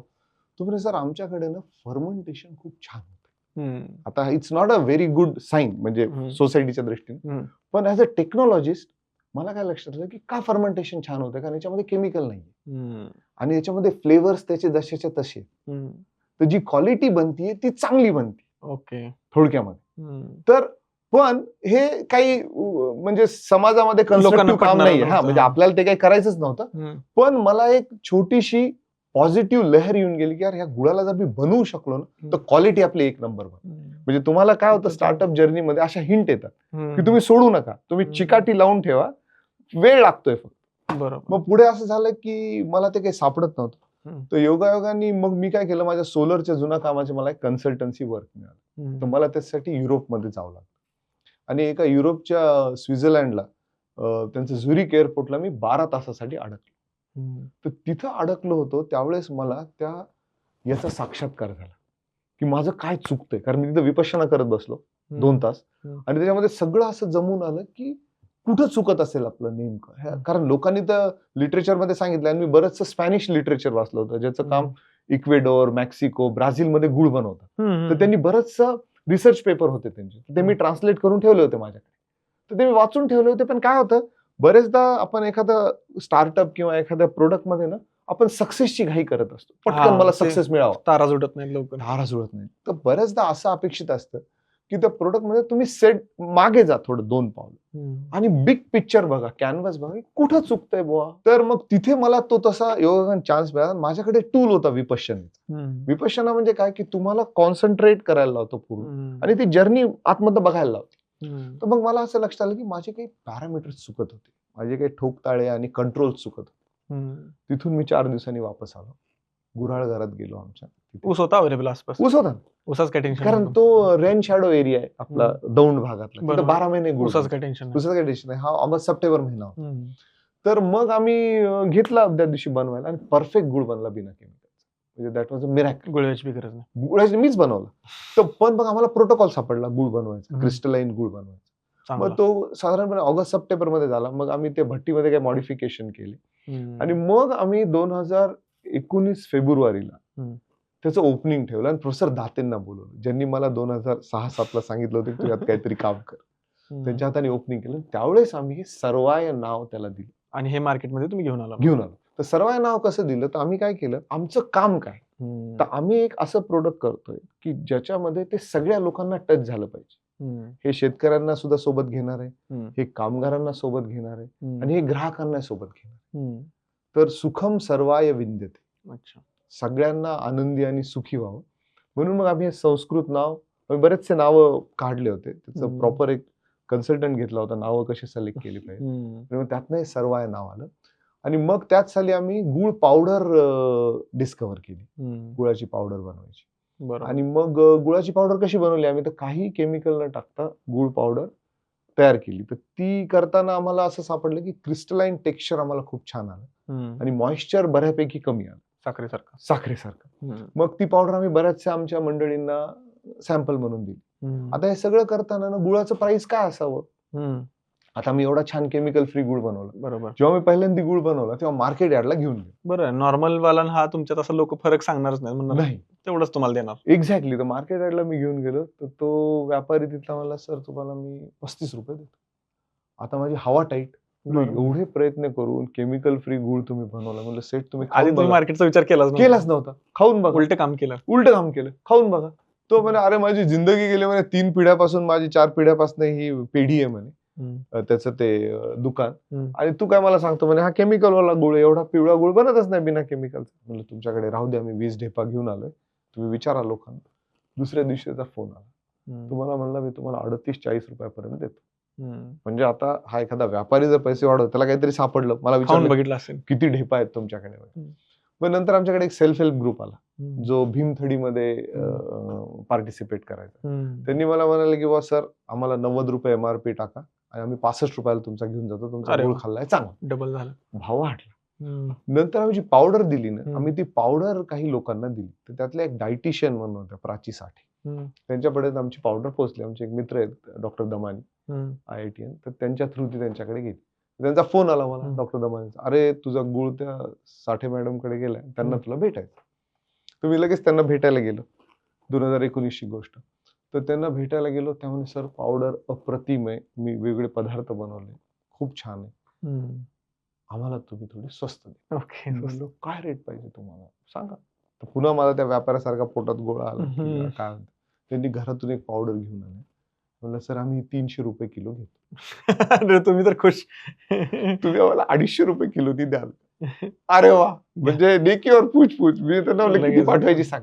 तर थोडक्यामध्ये काय आहे की कस्टमर डिस्कव्हरी स्टार्टअप मध्ये ही, तुमचं जर चांगलं प्रोडक्ट असेल तर तुम्हाला थोडा वेळ लागतो कस्टमर शोधायला, किंवा कस्टमर तुम्हाला सांगतो तुमची व्हॅल्यू काय. आणि समजा त्या गोष्टीचं मार्केटच नसेल तर ते तयार करावं लागेल, त्याच्यावर येऊ आपण. म्हणजे तो असा पुढचा अनुभव आहे आमचा की मार्केट कसं तयार करावं लागेल. तर थोडक्यात काय झालं की हे सगळं आमचं 2019 मध्ये सगळं चालू होतं. तर आमची पूर्वीची संकल्पना अशी होती की आम्ही गुळाचे प्लांट विकणार, गुळ विकणार नाही, हा कन्सेप्टच. प्लांट तयार केला, प्लांट द्यायचा, कारण त्या संकल्पनेने मी तो केला होता. बरोबर. तर आम्ही मग काय केलं, काही वर्कशॉप्स घेतले आणि असं झालं की आमचा पहिला कस्टमर आम्हाला मिळाला, जो प्लांट लावेल डिसेंबर 2019 ला. पण गंमत अशी झाली की तोपर्यंत काय केलं होतं मी, की तो प्लांट घडवला होता, जसं आपण घर बांधतो ना बिना आर्किटेक्टचं वगैरे, की माझ्या सगळ्या डोक्यामध्ये मी सांगितलं होतं, ड्रॉइंग काढले नव्हते. तर आता एखाद्याला जर आपल्याला रो हाऊसेस बांधून द्यायचे, तर ड्रॉइंग पाहिजे आणि पक्क बिल ऑफ मटेरियल पाहिजे, कॉस्टिंग पाहिजे. तर आम्ही असं ठरवलं, आमच्याकडे 5-6 ऑर्डर आल्या होत्या. म्हणलं मी एकच प्लांट विकणार आता, त्याच्यावर मी सगळं कॉस्टिंग काढणार आणि मग आपण पुढच्या प्लांटच्या ऑर्डर घेऊ. लोकांना म्हणलं तुम्ही आम्हाला कमिटमेंट, मी तुमच्याकडनं पैसे घेत नाही, फक्त मी तुम्हाला देतो प्लांट, पण हा प्लांट लागल्यानंतर. बरोबर. मग हा प्लांटचा मी ऍडव्हान्स घेतला आणि हा प्लांट आम्ही मार्च 2020 ला डिलिव्हर केला आणि कोविड लागला. आमच्या वेगळंच. पुढच्या ऑर्डर सगळ्या कॅन्सल हम्म. आणि हा जो प्लांट लावला होता तोही अडकला. हम्म. मग तो आम्ही कसा तरी जून मध्ये सुरू केला. पण दरम्यान काय झालं, कोविडमध्ये घरी असल्यामुळे माझी मिसेस NCL ला सायंटिस्ट आहे, ती IIT बॉम्बेचीच विद्यार्थी. हम्म. तर आमची खूप चर्चा सुरू होती. ती केमिकल इंजिनियर आहे, मी मेकॅनिकल इंजिनियर. हम्म. तर तिनं मला बोलली की अरे तू मला एक प्लांट लावून दे. तो आता एवढं काम केलं. मी वुमन एम्पॉवर्ड करून मी स्वतः प्लांट चालवते, कारण मी पेपर प्रोड्यूस करून थेरॉटिकल रिसर्च करून कंटाळून गेलो. हम्म. मग आमची ती संकल्पना बांधली आम्ही की कसा प्लांट करायचा. हम्म. मग आम्ही तो विचार करत होतो, जागा शोधत होतो. तितक्यात आम्ही एक जणांकडे गेलो हम्म. की आम्हाला शेड बनवायचे आणि किती कॉस्ट येतं शेड बनवायचं वगैरे. ते म्हणजे सर काय करताय? म्हणलं, आमचा असा एक गुळाचा प्लांट आहे आणि असं. तो म्हणे, आम्हाला बघायला मिळेल का? ते बघायला आले. ते गडहिंग्लजची मंडळी होती, इथे त्यांचा मोठा बिझनेस आहे हम्म. इंडस्ट्रियल शेड्सचा. हम्म. ते बघायला आले आणि ते म्हणाले सर तुम्हाला तर वेळ आहे अजून, तर आम्हालाच एक प्लांट द्या, आम्हाला पाहिजे. आम्हाला दुसरा कस्टमर मिळाला, लगोलग तिसरा मिळाला. हम्म. मग आम्ही काय केलं, हे सगळे आलेले याच्यामधला प्रॉफिट हम्म. आम्ही आमचा प्लांट बनवायला सुरू केला. हम्म. कारण हा जो प्लांट होता आमचा लोणी काळभोरचा, तो R&D प्लांट होता. मग कुठे लावला फायनल? मग आम्ही हा प्लांट लवळेला लावला. ते कुठं आलं? लवळे आलं पिरंगुटला. हम्म. तर तिथं आम्ही मग एक आमचे तिथले लोकल कॉन्टॅक्ट होते, हम्म. तर त्यांच्याशी आम्ही हे करून त्यांच्यासोबत तो प्लांट ते लावला. हम्म. मग तो प्लांट तिथे आम्ही 2022 साली इस्टॅब्लिश केला. आता तो प्लांटची कपॅसिटी आमच्या इथल्या प्लांटपेक्षा दुप्पट तिप्पट होती. हम्म. मग आम्ही तिथं गुळ बनवायला लागलो, हम्म. सेम क्वालिटीचा गुळ बनायला लागलो. हम्म. मग आमचं असं लक्षात आलं की प्लांट आम्ही जे 2-3 प्लांट दिले होते, हम्म. तर त्या लोकांना ना प्लांट चालवायला थोड्या अडचणी यायला लागल्या. अडचणी म्हणजे अशा की त्यांचं हायजीन मेंटेन करणे हम्म. किंवा थोडेसे टेक्निकल पॅरामीटर मेंटेन करणे, लोक निघून जायला लागली. हम्म. तर मग आम्ही हळूहळू 2024-25 ला असं ठरवलं की आपण प्लांट नको द्यायला आता. हम्म. कारण ती प्लांट घेतायत पण त्याचं ते जस्टिस करू शकत नाही. तर मग आपण गुळालाच स्केल अप करू. 2023-24 ला मी असं ठरवलं, गुळच विकायचा. गुळच विकायचा. पण 24 पर्यंत आम्ही आणखी 2 प्लांट दिले. हम्म. पण मग असं झालं की हे 2024-25 ला जेव्हा आम्ही गुळ मार्केटमध्ये घेऊन गेलो 2023 साली, आता पुन्हा तोच प्रश्न आला, जेव्हा मोठ्या स्केलवर तुम्ही बनवलं तर हम्म. मार्केटमध्ये 70-80 रुपयाला गुळाची पावडर हम्म. वेगवेगळे येतात, रामदेव पासून सगळे बनवतात, खूप श्री- brands श्री- आहेत. खूप ब्रँड्स. तर आम्ही पावडर दिल्यानंतर प्रत्येक जण ऑर्गॅनिक लिहितो, तिथे काही नियमावली नाही, काही नाही, काही नाही काही नाही. त्याच्यामध्ये तुम्ही डिस्टिंग्विश कसं करणार स्वतः ब्रँडची तुमचं आयडेंटिटी? प्रॉपर आहे ते. करेक्ट. तर आम्हाला म्हणजे अगदी पायाखालची जमीन सरकली, कारण कोणाला गुळ विकतच घ्यायचा नव्हता. हम्म. तर then we came back and we said यार हे कसं करायचं, हे मार्केट कसं हम्म. तोडायचं, आता आपण तर एवढं करूच बसलोय. बरोबर. तर आणि लोक किंमत द्यायला तयार नाही, कारण आमचा पूर्ण केमिकल फ्री गुळ आणि त्याच्यामध्ये बरेच तंत्रज्ञान, त्याच्यात मी तुला बारकाईनंतर सांगेलच. हम्म. पण या सगळ्यामध्ये ही एक प्रश्न येतो समोर की आता आपल्याला डेड एंड येतो, अगेन दुसरा डेड हम्म. एंड, याला कसं तोडायचं. दरम्यान असं झालं की मला एक जण भेटले, ते म्हणाले अहो आमचा मुलगा गुळ दिला ना गुळ खात नाही, हम्म. तुम्ही जरा चॉकलेट गुळ. मग हे तयार झालं की? हा. तर ह्याची म्हणजे संकल्पना अशी झाली की बाबा गुळ हे खूप घिसं पिठं, म्हणजे तुम्ही लहान मुलांना Product तू आहे. गुळ खाणार का, हा. त्याला म्हणा पिझ्झा खाणार का, तेवढी व्हॅल्यू नाही ठेवली. व्हॅल्यू नाही. त्याला तो काहीतरी यांचा हिडन अजेंडा आहे, म्हणजे आई वडिलांना काहीतरी मला माझ्या घशामध्ये उतरवायचं म्हणून म्हणतात. त्याला पिझ्झा म्हणा किंवा त्याला म्हणा ते मायक्रोनी खायचं किंवा बर्गर लगेच तयार. लगेच तयार. चॉकलेट म्हणल्यावर लगेच तयार होतो. मग आम्ही काय केलं, कारण आता आम्ही इनोव्हेटर, आम्ही पुन्हा एक्सपेरिमेंट करत बसतो. मग गुळावर कोकोचं कोटिंग कसं करायचं, मग त्यातनं आमचा हा आता प्रोडक्ट तू बघशील हा इथे आले चॉकलेट जॅगरी असेल, Chocolate जॅगरी जॅगरी. कॉफी असेल. असं हे प्रोडक्ट आणले आम्ही. आता मग आम्ही काय केलं, इथल्या एक्झिबिशन्स मध्ये पार्टिसिपेट केलं. 10 पैकी 10 लोकांनी जर टेस्ट केलं, 10 पैकी 7 जण विकत घ्यायला लागले. बेस्ट. तर आम्ही काय केलं, आता हा जे हेल्थ ड्रिंक मार्केटमध्ये आहे, हम्म. चॉकलेट बेस्ड हेल्थ ड्रिंक वेगवेगळे, नाव नाही घेत त्यांची, पण त्याच्यापेक्षा त्याच्यामध्ये 36 आयटम टाकलेले, माल्ट आहे, केमिकल आहेत, आर्टिफिशियल फ्लेवर आहे. आमच्या ह्याच्यामध्ये काय फक्त गुळ आणि कोको, गुळामध्ये सगळे मिनरल्स. त्याच्यामुळे काय झालं की पॅरेंट्सला जे प्रीमियम हॉट चॉकलेट ड्रिंक आहे किंवा नॉर्मल हॉट चॉकलेट ड्रिंक आहे, याच्यापेक्षा हे मोर संयुक्तिक वाटायला लागलं. आणि मधल्या काळामध्ये एका हेल्थ ड्रिंक मध्ये खूप सारी साखर टाकली असा खूप प्रचार झाला, आणि तो खरा आहे, 70-80% साखर आहे, त्यापेक्षा हे खूप चांगलं आहे. तर मग याला एक वेगळी विचारसरणी लोक बघायला लागली. मग एक जण मला म्हणाले अहो लहान मुलांसाठी तुम्ही बनवलं, मोठ्या माणसासाठी काय. मग आम्ही टर्मरिक, हे हळदीचं, हे टर्मरिक जॅगरी तयार केलं की रात्री झोपताना आपल्याला हळद तर आहे, पण हळद नुसती कडवट लागते, गोड जाऊ दे. हा, मग थोडस त्याच्यामध्ये टिंच ऑफ स्वीटनेस म्हणजे थोडासा गोडवा, मग त्याचं एक फॉर्म्युलेशन केलं. मग हे 2 केल्यानंतर याच्यामध्ये लोकांना आवडायला लागलं. तर मग आमच्या लक्षात आलं की व्हॅल्यू क्रिएशन. दुसरं एक रिझन मी सांगतो तुला, काय होतं, गुळ जेव्हा मी विकतो, तुम्हाला रेफरन्स आहे कम्पेअर करायला, की मला 70-80-100 रुपयाला मिळतो, तुम्ही कसं काय 300 रुपयाला 400 बरोबर. रुपयाला विकू शकता? ह्याला नाहीये. याला रेफरन्स नाही. याला आहे ना रेफरन्स, कॅडबरीज आहे. तर आमचं कॅडबरीज पेक्षा कमी आहे प्राइस आणि कॅडबरीज पेक्षा चांगलं आहे. मार्ग काढला तुम्ही. मार्ग काढ, म्हणजे कस्टमर हा रेफरन्सने विकत घेतो. मग त्याच्यामध्ये मग आम्ही चहा गुळ, त्याच्यानंतर कॉफी गुळ हे प्रकार आम्ही इंट्रोड्यूस केले. तर यांनी काय झालं, की लोकांमध्ये गुळ तुम्हाला युजेबल फॉर्म मध्ये, व्हॅल्यू क्रिएशन मध्ये आहे, तर त्यांचे बरेचसे प्रॉब्लेम सॉल्व्ह झाले. आता आमचा हा चहा गुळ जो आहे तो इन्स्टंट डिझॉल्व्ह होतो, म्हणजे 5 सेकंदात तुझा चांगला चहा तयार होतो. हे तुम्ही जो सोपं केलं काम. एकदम सोपं केलं, कारण संकल्पना काय की गुळ टाकला की फुटतो चहा किंवा हे होतं, तर तसं काहीच नाही. दुसरं, आमच्या पावडरमध्ये मिल्क पावडर नाही, तर तुम्ही ब्लॅक टी बनवू शकता किंवा बनवू शकता. तर हे असं सगळं आमचं पुढे बिल्ड होत गेलं. मग आता पुढे असं झालं रिसेंटली की आता कस्टमर डिस्कव्हरी कशी करणार, आमची बॉटल 135 रुपयाला आहे किंवा दुसरी बॉटल 250 ला आहे. बरोबर. मग आम्ही त्याच्यामध्ये थोडंसं इनोव्हेशन केलं आणि मग आम्ही त्याच्यामध्ये सॅशे काढले. सॅशे पॅकेट छोटं छोटं पॅकेट. आता हे इट्स नो ब्रेनर, म्हणजे जसं आता शॅम्पू मध्ये जशी क्रांती झाली की छोटं पॅकेट काय असतं, छोटं स्वस्त असतं, मोठं महाग असतं, छोटं किंमत तीच असते. तिथंच येतं शेवटी. तर कसं असतं, उद्योजकतेमध्ये किंवा स्टार्टअप मध्ये आपल्याला डिस्कव्हर करत जावं लागतं की हे प्रोडक्ट आणि लोकांची रिक्वायरमेंट, आणि आमच्या गुळासारख्या किंवा कोणत्याही फूड प्रोडक्ट मध्ये काय असतं, सगळ्याच गोष्टीला लागू होते. सगळ्याच गोष्टी लागू होतात. असं नाही की फक्त गुळालाच तुम्ही केलं म्हणून लागू होते. तर काय लागू होतं की कस्टमरला तुम्ही किती वर्णन करून मी तुला माझा गुळ सांगितला, जोपर्यंत तुझ्या जिभेवर तो पडत नाही, तू म्हणतो हे सब फेल आहे, हे काही खरं नाही. बरोबर. तर कस्टमरला टेस्ट करणे, कोणतेही प्रोडक्ट असो, गावरान तूप असो किंवा तुझं गावरान ठेसा असो किंवा व्हॉट एव्हर यू टेक, बरोबर, भाकरी असो, चुलीवरची भाकरी असो, ती टेस्ट केल्यानंतरच तो कनेक्ट होतो की करेक्ट हे चांगलं आहे.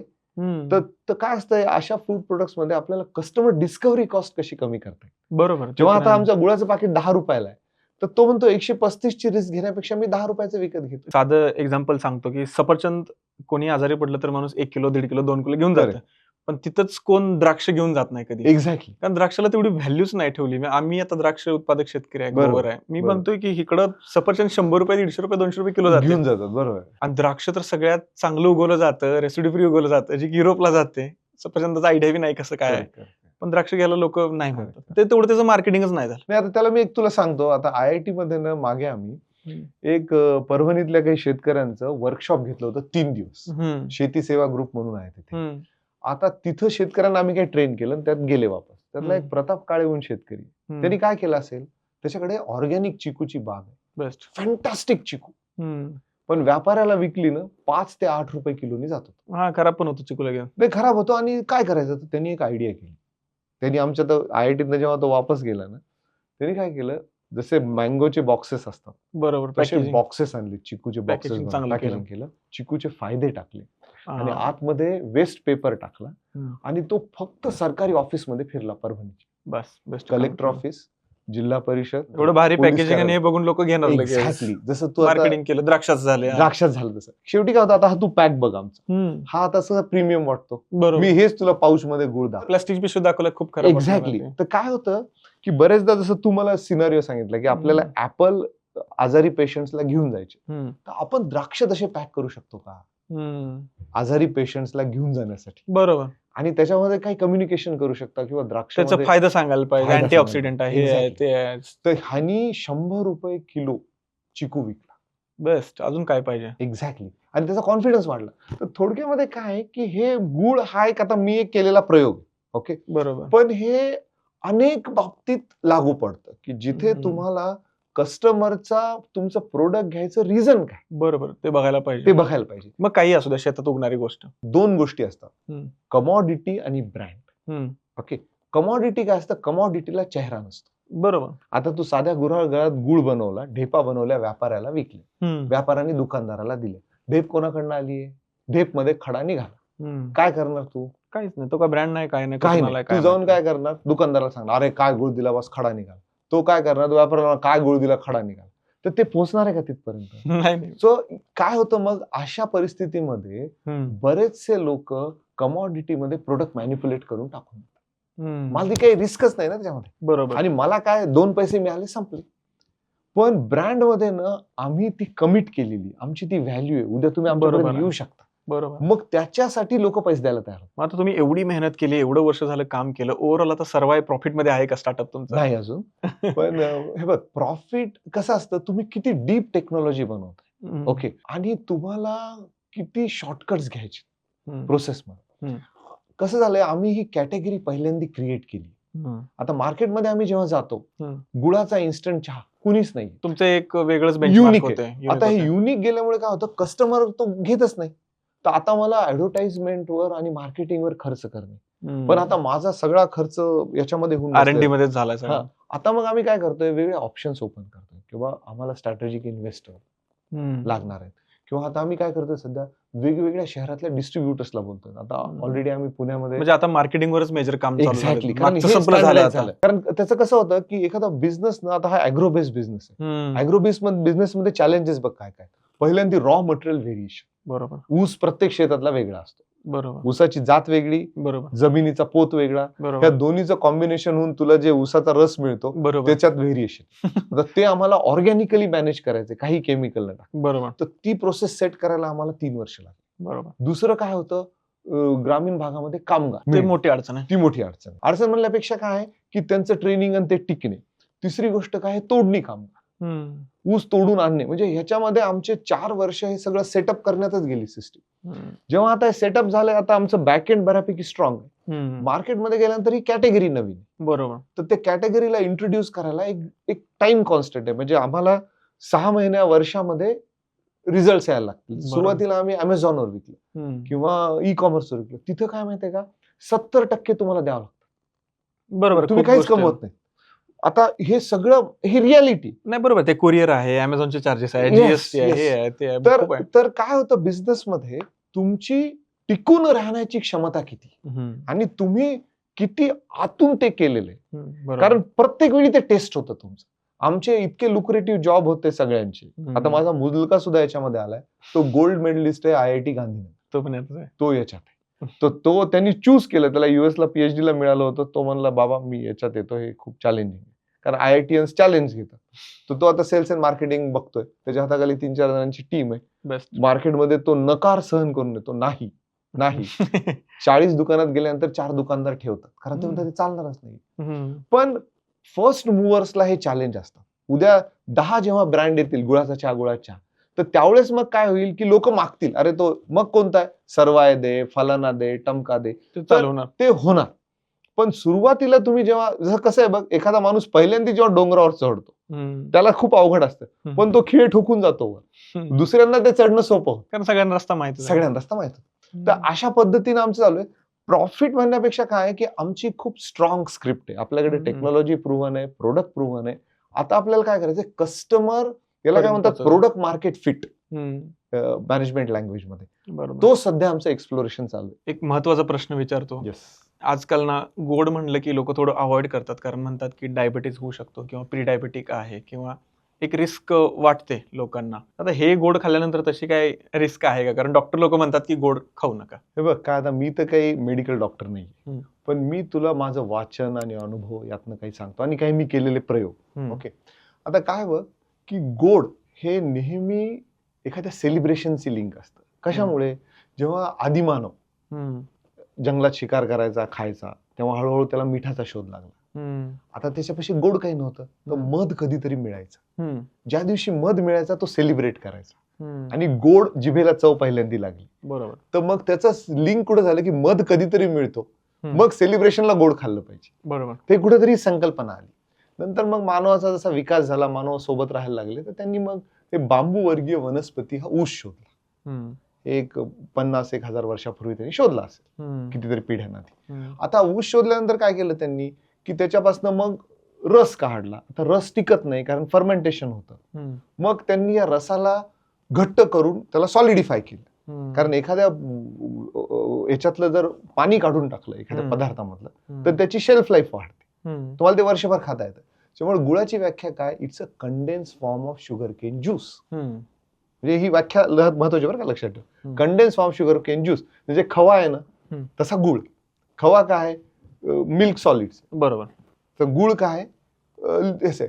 आता झालं काय की 18व्या शतकात शेवटी जेव्हा उद्योजक क्रांती झाली इंग्लंडमध्ये, तर त्यांनी हे मोठ्या प्रमाणावर गोड पदार्थ कसा बनवायचा याच्यावरही खूप काम केलं आणि त्यातून साखर कारखान्याची निर्मिती झाली. भारतामध्ये 1905 साली पहिला युपी मध्ये साखर कारखाना लागला प्रतापपूरला. तर त्याच्यामध्ये त्यांनी काय केलं, मोठ्या प्रमाणावर तुला एखादी प्रोसेसिंग करायची तर तुझा ऑब्जेक्टिव्ह आहे त्याच्यातला रिफाईंड क्रिस्टल काढायचं, बाकी सगळं धुवून टाकायचं. मग त्यांनी वेगवेगळे केमिकल, सल्फर, कॅल्शियम, भरपूर केमिकल्स त्याच्यामध्ये वापरले आणि त्यांचा ऑब्जेक्टिव्ह काय, फक्त व्हाईट क्रिस्टल. बरोबर, साखर.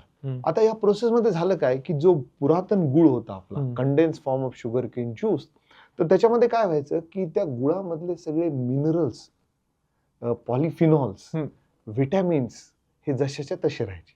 म्हणजे संकल्पना अशी होती की जुन्या काळी जेव्हा आपण रस उकळायचो तर रसामध्ये इम्प्युरिटीज येतात. काय इम्प्युरिटीज येतात, अविद्राव्य पदार्थ येतात, बगॅसचे छोटे पार्टिकल, चोथरीचे छोटे पार्टिकल येतात, किंवा उसावर वॅक्स असते, मेन असते उसावर, ती सुद्धा येते, काजळी असते ती सुद्धा येते. त्याच्यानंतर जमिनीचे काही पार्टिकल येतात, मातीचे, कारण ऊस आपण खाली पाडतो पुन्हा उचलतो. तर हे सगळे पदार्थ काय असतात त्या रसामध्ये तरंगत असतात.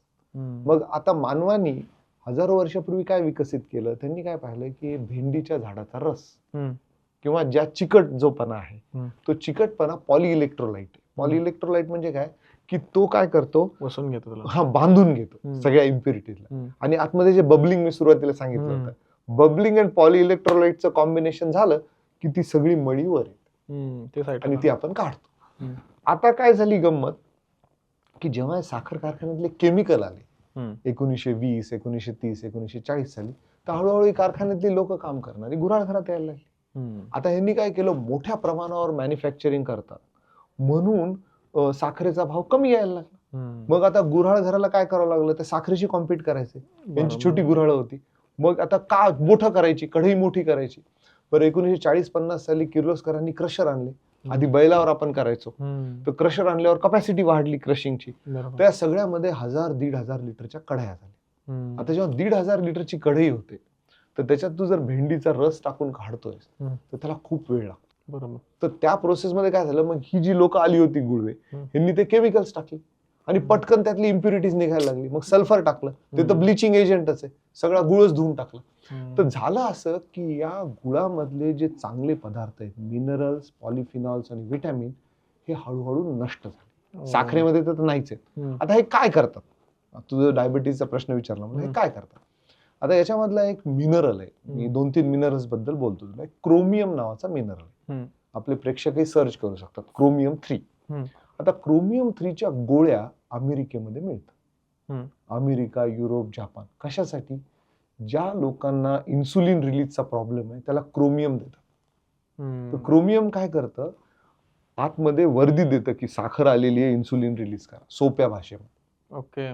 तर काय होतं, तू गोड खाल्लं की इन्सुलिन रिलीज होतं आणि ते बॅलन्स करतं. आता आपलं शरीर हे गोड खाण्याला हजारो वर्ष ट्यून होतं. म्हणजे तू आता तुझ्याकडे जे जेनेटिकल कॅरेक्टरिस्टिक, आजोबा पंजोबा, तर त्यांच्या सगळ्या जेनेटिकल मेकअप मध्ये त्यांना काय माहितीये की गोड खाल्लं की मला क्रोमियम येणार आहे, क्रोमियम जाऊन सांगणार आहे तिकडे की अरे इन्सुलिन सोडा, गोड आलेलं आहे. तू साखर खायला लागला, साखर तू खाल्ली की तिथं क्रोमियम नाहीच आहे. तर साखर गोड पदार्थ गेला, क्रोमियमची काही तिकडं हेच नाही, इन्फॉर्मेशन. बॉडी वीक होत गेली, नाही, इन्सुलिनच रिलीज नाही, इन्सुलिनचे डिस्प्रपोर्शन. आता हे प्रत्येकाच्या मेटाबॉलिझमवर डिपेंड. दुसरं एक आहे याच्यामध्ये, त्याला अल्फा ग्लुकोसाइड म्हणतात, हा एक दुसरा पदार्थ आहे. तो पॉलिफिनॉल आहे. पॉलिफिनॉल म्हणजे काय, फ्लेवोनाइड्स असतात, जो छान वास येतो. आता गुळ तू आमचा खाल्ल्यानंतर तुला एक असा सुगंध आला असेल, त्याच्यामध्ये एक बरं वाटलं असेल. ते पॉलिफिनॉल्स हे नष्ट होतात केमिकल टाकलं. आता पॉलिफिनॉलचं काम काय माहितीये, ते जेव्हा रक्तात जातं, आपल्या शरीरामध्ये जातं, तर ते काय करतं की जो ग्लुकोजचा मॉलिक्यूल येतो त्याचा तो शुगर मध्ये जाण्यासाठी डिले करतो. म्हणजे जो सडनली जातो आपण खाल्ल्याबरोबर स्पाइक करतो. आता आपण काय करतो, खूप थकलो, ग्लुकॉन डी पितो. ग्लुकॉन डी का पितो, सडनली रक्तात गेलं पाहिजे. पण गुळ हा स्लोली जातो. आता मध्ये मी एक प्रयोग केला, एक सीजीएम सेन्सर येतं, कंटिन्युअस ग्लुकोज. मी पण लावलं होतं. तू लावलं होतं? 14 दिवसासाठी असतं. एक्झॅक्टली 5000 रुपये येतं. तर माझं लिंक्डइन वर मी टाकलंय सगळं ते कसं काय केलं. तर मी काय केलं, ते लावलं तिसऱ्या दिवशी लावल्यानंतर मी 30-40 ग्रॅम साखर 100 ml पाण्यामध्ये पिली. चपकीनं करतेस असा स्पाइक. 180-90 नाही, मी तर डायबिटीज आहे, तर माझं 270 पर्यंत गेलं. ओ बरोबर. 5व्या दिवशी मी नॉर्मलाइज केलं पुन्हा बॉडीला. 5व्या दिवशी मी ग्लुकोज पिलं 40 ग्रॅम 100 ml पाण्यामध्ये. 272लाच गेलं, पण पीक थोडा शिफ्ट झाला, म्हणजे त्याचा डिले वेगळा होता. 7व्या दिवशी मी सर्वायक गुळ 40 ग्रॅम 100 ml पाण्यामध्ये पिलं. पीक इथेच गेलं फक्त. जो त्या 272 गेला, हा 200 पर्यंतच गेला, वरती नाही गेला. नाही गेला. तिथूनच टर्न मारला ते. आणि जेव्हा मी ते बघत होतो कंटिन्युअस ग्लुकोमीटर, तर माझं हार्टबीट वाढलं होतं की किती वाढते, कारण मला माहित नव्हतं. मी सांगतो सगळ्यांना की हे आहे चांगलं क्रोमियम, स्वतःसाठी जरा भीतीदायक होतं. मी तुम्हाला आता ते विचारणारच होतो की प्रूव्ह झालं. तर त्यांनी काय प्रूव्ह झालं, नंतर मी चॉकलेट गुळ खाऊन हे प्रूव्ह केलं आमचं, म्हणजे प्लेन गुळ खाल्ला. तर यांनी मला काय कळलं, तर यांनी मला असं लक्षात आलं की कुठेतरी ना हे सायन्स आपल्या पूर्वजांना माहित होतं, आयुर्वेदाला माहित होतं. कुठेतरी आपण ती चमक, चकाचौंध, क्रिस्टल ह्याच्यामध्ये आपल्याकडचं सोनं विसरलो. नाही, बरोबर आहे. तर आम्ही जो प्लांट बनवलाय, तर आम्ही हे सगळे जे पुरातन प्रोसेस आहेत त्या सगळ्या इंटिग्रेटेड केल्यात विथ सायन्स. त्याच्यामुळे ह्या गुळामध्ये, मी असं म्हणत नाही मार्केटमध्ये सुद्धा जे बनवत असतील ना खरोखर बिना केमिकलचं, कारण सोडा सुद्धा तू टाकला ना तरी केमिकल्स जातात सगळे. बरोबर. सोडा काय करतो, सोडा काय, हे पॉलिफिनॉल्स आहेत ना, हे सगळे लो पर्सेंटेज वाले ऍसिड आहेत, ऑर्गॅनिक ऍसिड आहेत. तर ह्याच्यासोबत सोडा रिॲक्ट झाला की सॉल्ट होतो, सॉल्ट झाला की गेलं ते केमिकल, पॉलिफिनॉल्स निघून गेले, डिले निघून गेला. लोक म्हणतात सोडा तर खातो आपण, पण सोडा सुद्धा मारक. तर याच्यामुळे काय आहे की डायबिटीस फ्रेंडली आपल्याला काय करणे, 25 ग्रॅमच्या वर स्वीटनर न खा. आमच्याकडे अशा केसेस आहेत की ज्या लोकांचा डायबिटीस प्री डायबिटिक रिव्हर्स झाला गुळ खाऊन. कारण काय होतं, क्रेविंग होतं गोड खायचं, मन कुठेतरी म्हणतं गोड खायचं. अशा वेळी काय, तुम्ही 5 ग्रॅम 10 ग्रॅम 15 ग्रॅम गुळ खाल्ला काही प्रॉब्लेम नाही. दुसरा आम्हाला एक अनुभव असा आला की आमचा चहा काही लोक याच्यामध्ये घेतात, ब्लॅक टी, तर त्या मंडळींचा सुद्धा शुगर लेवल कमी झाली. तर थोडक्यामध्ये काय की हे पुरातन नॉलेज आहे, तुम्ही तुमच्या मेटाबॉलिझम प्रमाणे चेक करणे आणि प्रमाणात करणे. पण साखर 100% हार्मफुल तर आहे. साखर, गुळ हा आपला पुरातन नॉलेज आहे, त्याच्यामध्ये तुम्ही तुमच्या दृष्टीनं बघणे आणि खाणे काही होत. एक शेवटचा प्रश्न मी तुम्हाला विचारतो की आता तरुण पिढी जी आहे ते BS ॲग्रिकल्चर कम्प्लीट करून शेतीकडे वळत नाहीये, किंवा जे शहरामध्ये आहेत त्यांना शेतीकडे यायचं आहे, तर त्यांनी ॲज अ एंटरप्रेनर माइंडसेटनं जर यायचं असेल शेतीमध्ये, त्यांनी काय माइंडसेट ठेवायला पाहिजे शेतीमध्ये येताना? एक तर तुम्ही सांगितलं की भीती नाही ठेवायला पाहिजे, ठीक आहे, तो एक फॅक्टर झाला. पण घरच्यांचा विरोध असतो शेती क्षेत्रात काही करू नको, तर त्यांना कसं पटवून सांगायला पाहिजे, कसं स्टार्ट करायला पाहिजे? बघा, कोणत्याही पॅरेंटिंग स्टेटमध्ये पॅरेंटला वाटत असतं की माझ्या मुलांनी जास्त कष्ट न करता राहावं. पहिले पॅरेंटला आपल्याला हे केलं पाहिजे की प्रत्येकाची लढाई त्याची स्वतःची लढाई. तो 18 वर्षाचा झाला ना, तो या देशाचा नागरिक आहे आणि तो त्याच्या सगळ्या गोष्टीला रिस्पॉन्सिबल आहे. ही पहिली गोष्ट पॅरेंट्सनी नोंद करून घ्यायला पाहिजे. आता जो तो व्यक्ती आहे ज्याला समजून सांगायचं, ज्याला बिझनेस करायचा आहे किंवा काय शेती करायची, बरोबर, तर इथे काय माहितीये का, हार्ट टू हार्ट टॉक व्हायला पाहिजे की बाबा मला काहीतरी वेगळं करायचंय आणि मी जे करणार आहे त्याच्याबद्दल मी प्रामाणिक आहे आणि प्रामाणिकपणे करणार. बरोबर. कारण दुसरी गोष्ट काय असते की तुम्ही काहीतरी दाखवण्यासाठी बरेच लोक करतात, काहीतरी सांगण्यासाठी लोक, त्याच्यासाठी अजिबात करू नका. आणि तिसरी गोष्ट अशी आहे याच्यामध्ये की कुठेतरी सुरुवात केली पाहिजे. आता आम्ही काय करतोय, आमचे जे बऱ्याचशी, मला आता मी ग्रामीण भागामध्ये बरंच काम करतो IIT कडनं वगैरे, तर जिथं मी जाईल तिथं म्हणतो बाबा तू बोलायचं शिकलायस का, तू कम्युनिकेशन शिकलायस का, हे तुला अक्वायर करावं लागते. तू काय कर की आता आम्ही बऱ्याचशा लोकांना काय सांगतो, माझा गुळ विक, काही अडचण नाही, तू बघ, कारण हे प्रोडक्ट चांगलं आहे, तुला आवडलं ना, तू विकून बघ, काय म्हणतो कस्टमर, एक्सपिरियन्स घे. हेच कर असं नाही, एकातून दुसरं, दुसऱ्यातून तिसरं निघत. बिझनेस साठी ज्या गोष्टी गरजेच्या त्या आधी शिकून घ्या. आणि त्या शिकण्यासाठी तुम्ही कुठे लाज बाळगू नका. तुम्ही कुणी पाटील असाल, कुणी मोठे काय जमीनदार असाल, कुणी आणखी कुणी असाल, सगळं सोडून द्या. बिझनेस असतो, कस्टमर किंग असतो, कस्टमर नेहमी बरोबर असतो. ही एक महत्वाची गोष्ट लक्षात घ्या. कस्टमरच्या हिशोबाने जे काय ते करा. एक अशी म्हण आहे, कस्टमर सोबत तुम्ही आर्ग्यू करू शकत नाही. तुम्ही जर कस्टमर सोबत आर्ग्युमेंट जिंकला तर तुम्ही कस्टमर हरवला. कस्टमर हरवला आणि तुम्ही तो बिझनेस नाही करू शकत. तुमच्या घरच्यांना तुमची पॅशन दिसली पाहिजे, तुमची कमिटमेंट दिसली पाहिजे आणि तुम्ही ती योग्यपणे खर्च करताना, वागताना, बोलताना दाखवली पाहिजे. बरोबर. आणि तेव्हाच मला ते नाही वाटत ट्रस्ट पॅरेंट्स नाही म्हणतील अशा लोकांना. हा एवढं गोष्ट दिसल्यावर ट्रस्ट करतील ते. Trust म्हणतील काहीतरी करतोय, जरा वेळ देऊया. एक्झॅक्टली. सर खूप खूप धन्यवाद. आज तुम्ही खूप भारी आम्हाला गोष्टी सांगितल्या, कारण ॲग्रीकल्चरमध्ये फार कमी लोक आहेत की ज्यांना एक आयडियल समजून काहीतरी करावं. नाही नाही, असं काही नाही. नाहीत म्हणजे लोकच नाहीत असे की ज्यांना त्यांच्याकडून ऐकावं किंवा ते बघून करावं. आता क्रिकेट म्हणलं की तेंडुलकरकडे बघतात आणि लोक बरोबर, करतात. बरोबर. ॲग्रीकल्चरमध्ये ती गोष्ट झाली नाहीये, लोकांच्या पुढे आलं नाही. तुम्ही आज आला मातीवरती आमच्या प्लॅटफॉर्मवरती, खूप खूप धन्यवाद. तर मित्रांनो, आज आपण बघितलं की ॲग्रीकल्चरमध्ये खूप साऱ्या गोष्टी आहेत जिथं तुम्ही बिझनेस करू शकता. शेती एक बिझनेस तर आहेच, पण शेतीसोबत तुम्ही खूप सारा म्हणजे प्रोसेसिंग करू शकता. शेतीमध्ये खूप साऱ्या इक्विपमेंट्स लागतात. ते इक्विपमेंट्स बनवून तुम्ही विकू शकता. म्हणजे शेती करत तुम्ही एक तुमचा स्वतःचा बिझनेस उभा करू शकता. तुम्ही स्वतः एंटरप्रेन्योर बनवू शकता. स्टार्टअप्स चालू करून त्याला पुढे नेऊ शकता. पण त्यासाठी काही गोष्टी लक्ष देणं फार महत्त्वाचं आहे. त्या आपण छोट्या गोष्टी सगळ्या समजून घेतल्या. तर जे काही आता तुमच्या आसपास जे युवा आहेत, जे शेती क्षेत्राकडे एक चांगल्या दृष्टिकोनातनं बघत आहेत, ज्यांना काहीतरी करायचं आहे शेती क्षेत्रामध्ये, ज्यांना एंटरप्रेन्योर बनायचं आहे, ॲग्री स्टार्टअप स्टार्ट करायचं आहे किंवा मोठं व्हायचं आहे या क्षेत्रामध्ये, त्यांच्याजवळ हा एपिसोड नक्की तुम्ही शेअर करा. सर्वाय हा ब्रँड कसा तयार झाला, याची स्टोरी आपण सगळी बघितली. त्यांनी किती त्याच्या पाठीमागं कष्ट घेतलं, हे सगळं आपण डिटेलमध्ये जाणून घेतलं मित्रांनो. तर शेअर करायला विसरू नका आणि सबस्क्राईब तुम्ही नक्की करा. असंच आम्ही नवीन एपिसोड घेऊन येऊ मातीवर्स प्लॅटफॉर्मवरती. धन्यवाद. मला एक अपील करायचं होतं. तर आम्ही काय करतोय, हा गूळ आमचा बऱ्याच गावांमध्ये गेलेला आहे आणि आमची एक संकल्पना आहे की विक्री व्यवस्था आमची लागती हळूहळू. तर ज्यांना कोणाला आमच्यासोबत यायचं असेल, चांगला गूळ विकायचा असेल, तर ते आमच्यासोबत येऊ शकतात, जोडू शकतात. आमची वेबसाईट आहे. वेबसाईटवर डिटेल्स आहेत, नंबर्स आहेत. मला तुम्ही कॉन्टॅक्ट करू शकता. मातीवर्सला तुम्ही कॉन्टॅक्ट करू शकता. कारण त्यांनाही कळेल की बाबा या माध्यमातनं लोकांना काहीतरी प्रबोधन झालंय, लोकांची काहीतरी करायची इच्छा आहे. आणि आम्ही नुसतंच तुम्हाला हा विकायला देणार नाही, तर काहीतरी त्यासोबत ज्ञानही देऊ, जेणेकरून तुम्हाला उद्योजक होण्यासाठी काहीतरी मदत होईल किंवा तुम्हाला दिशा मिळेल.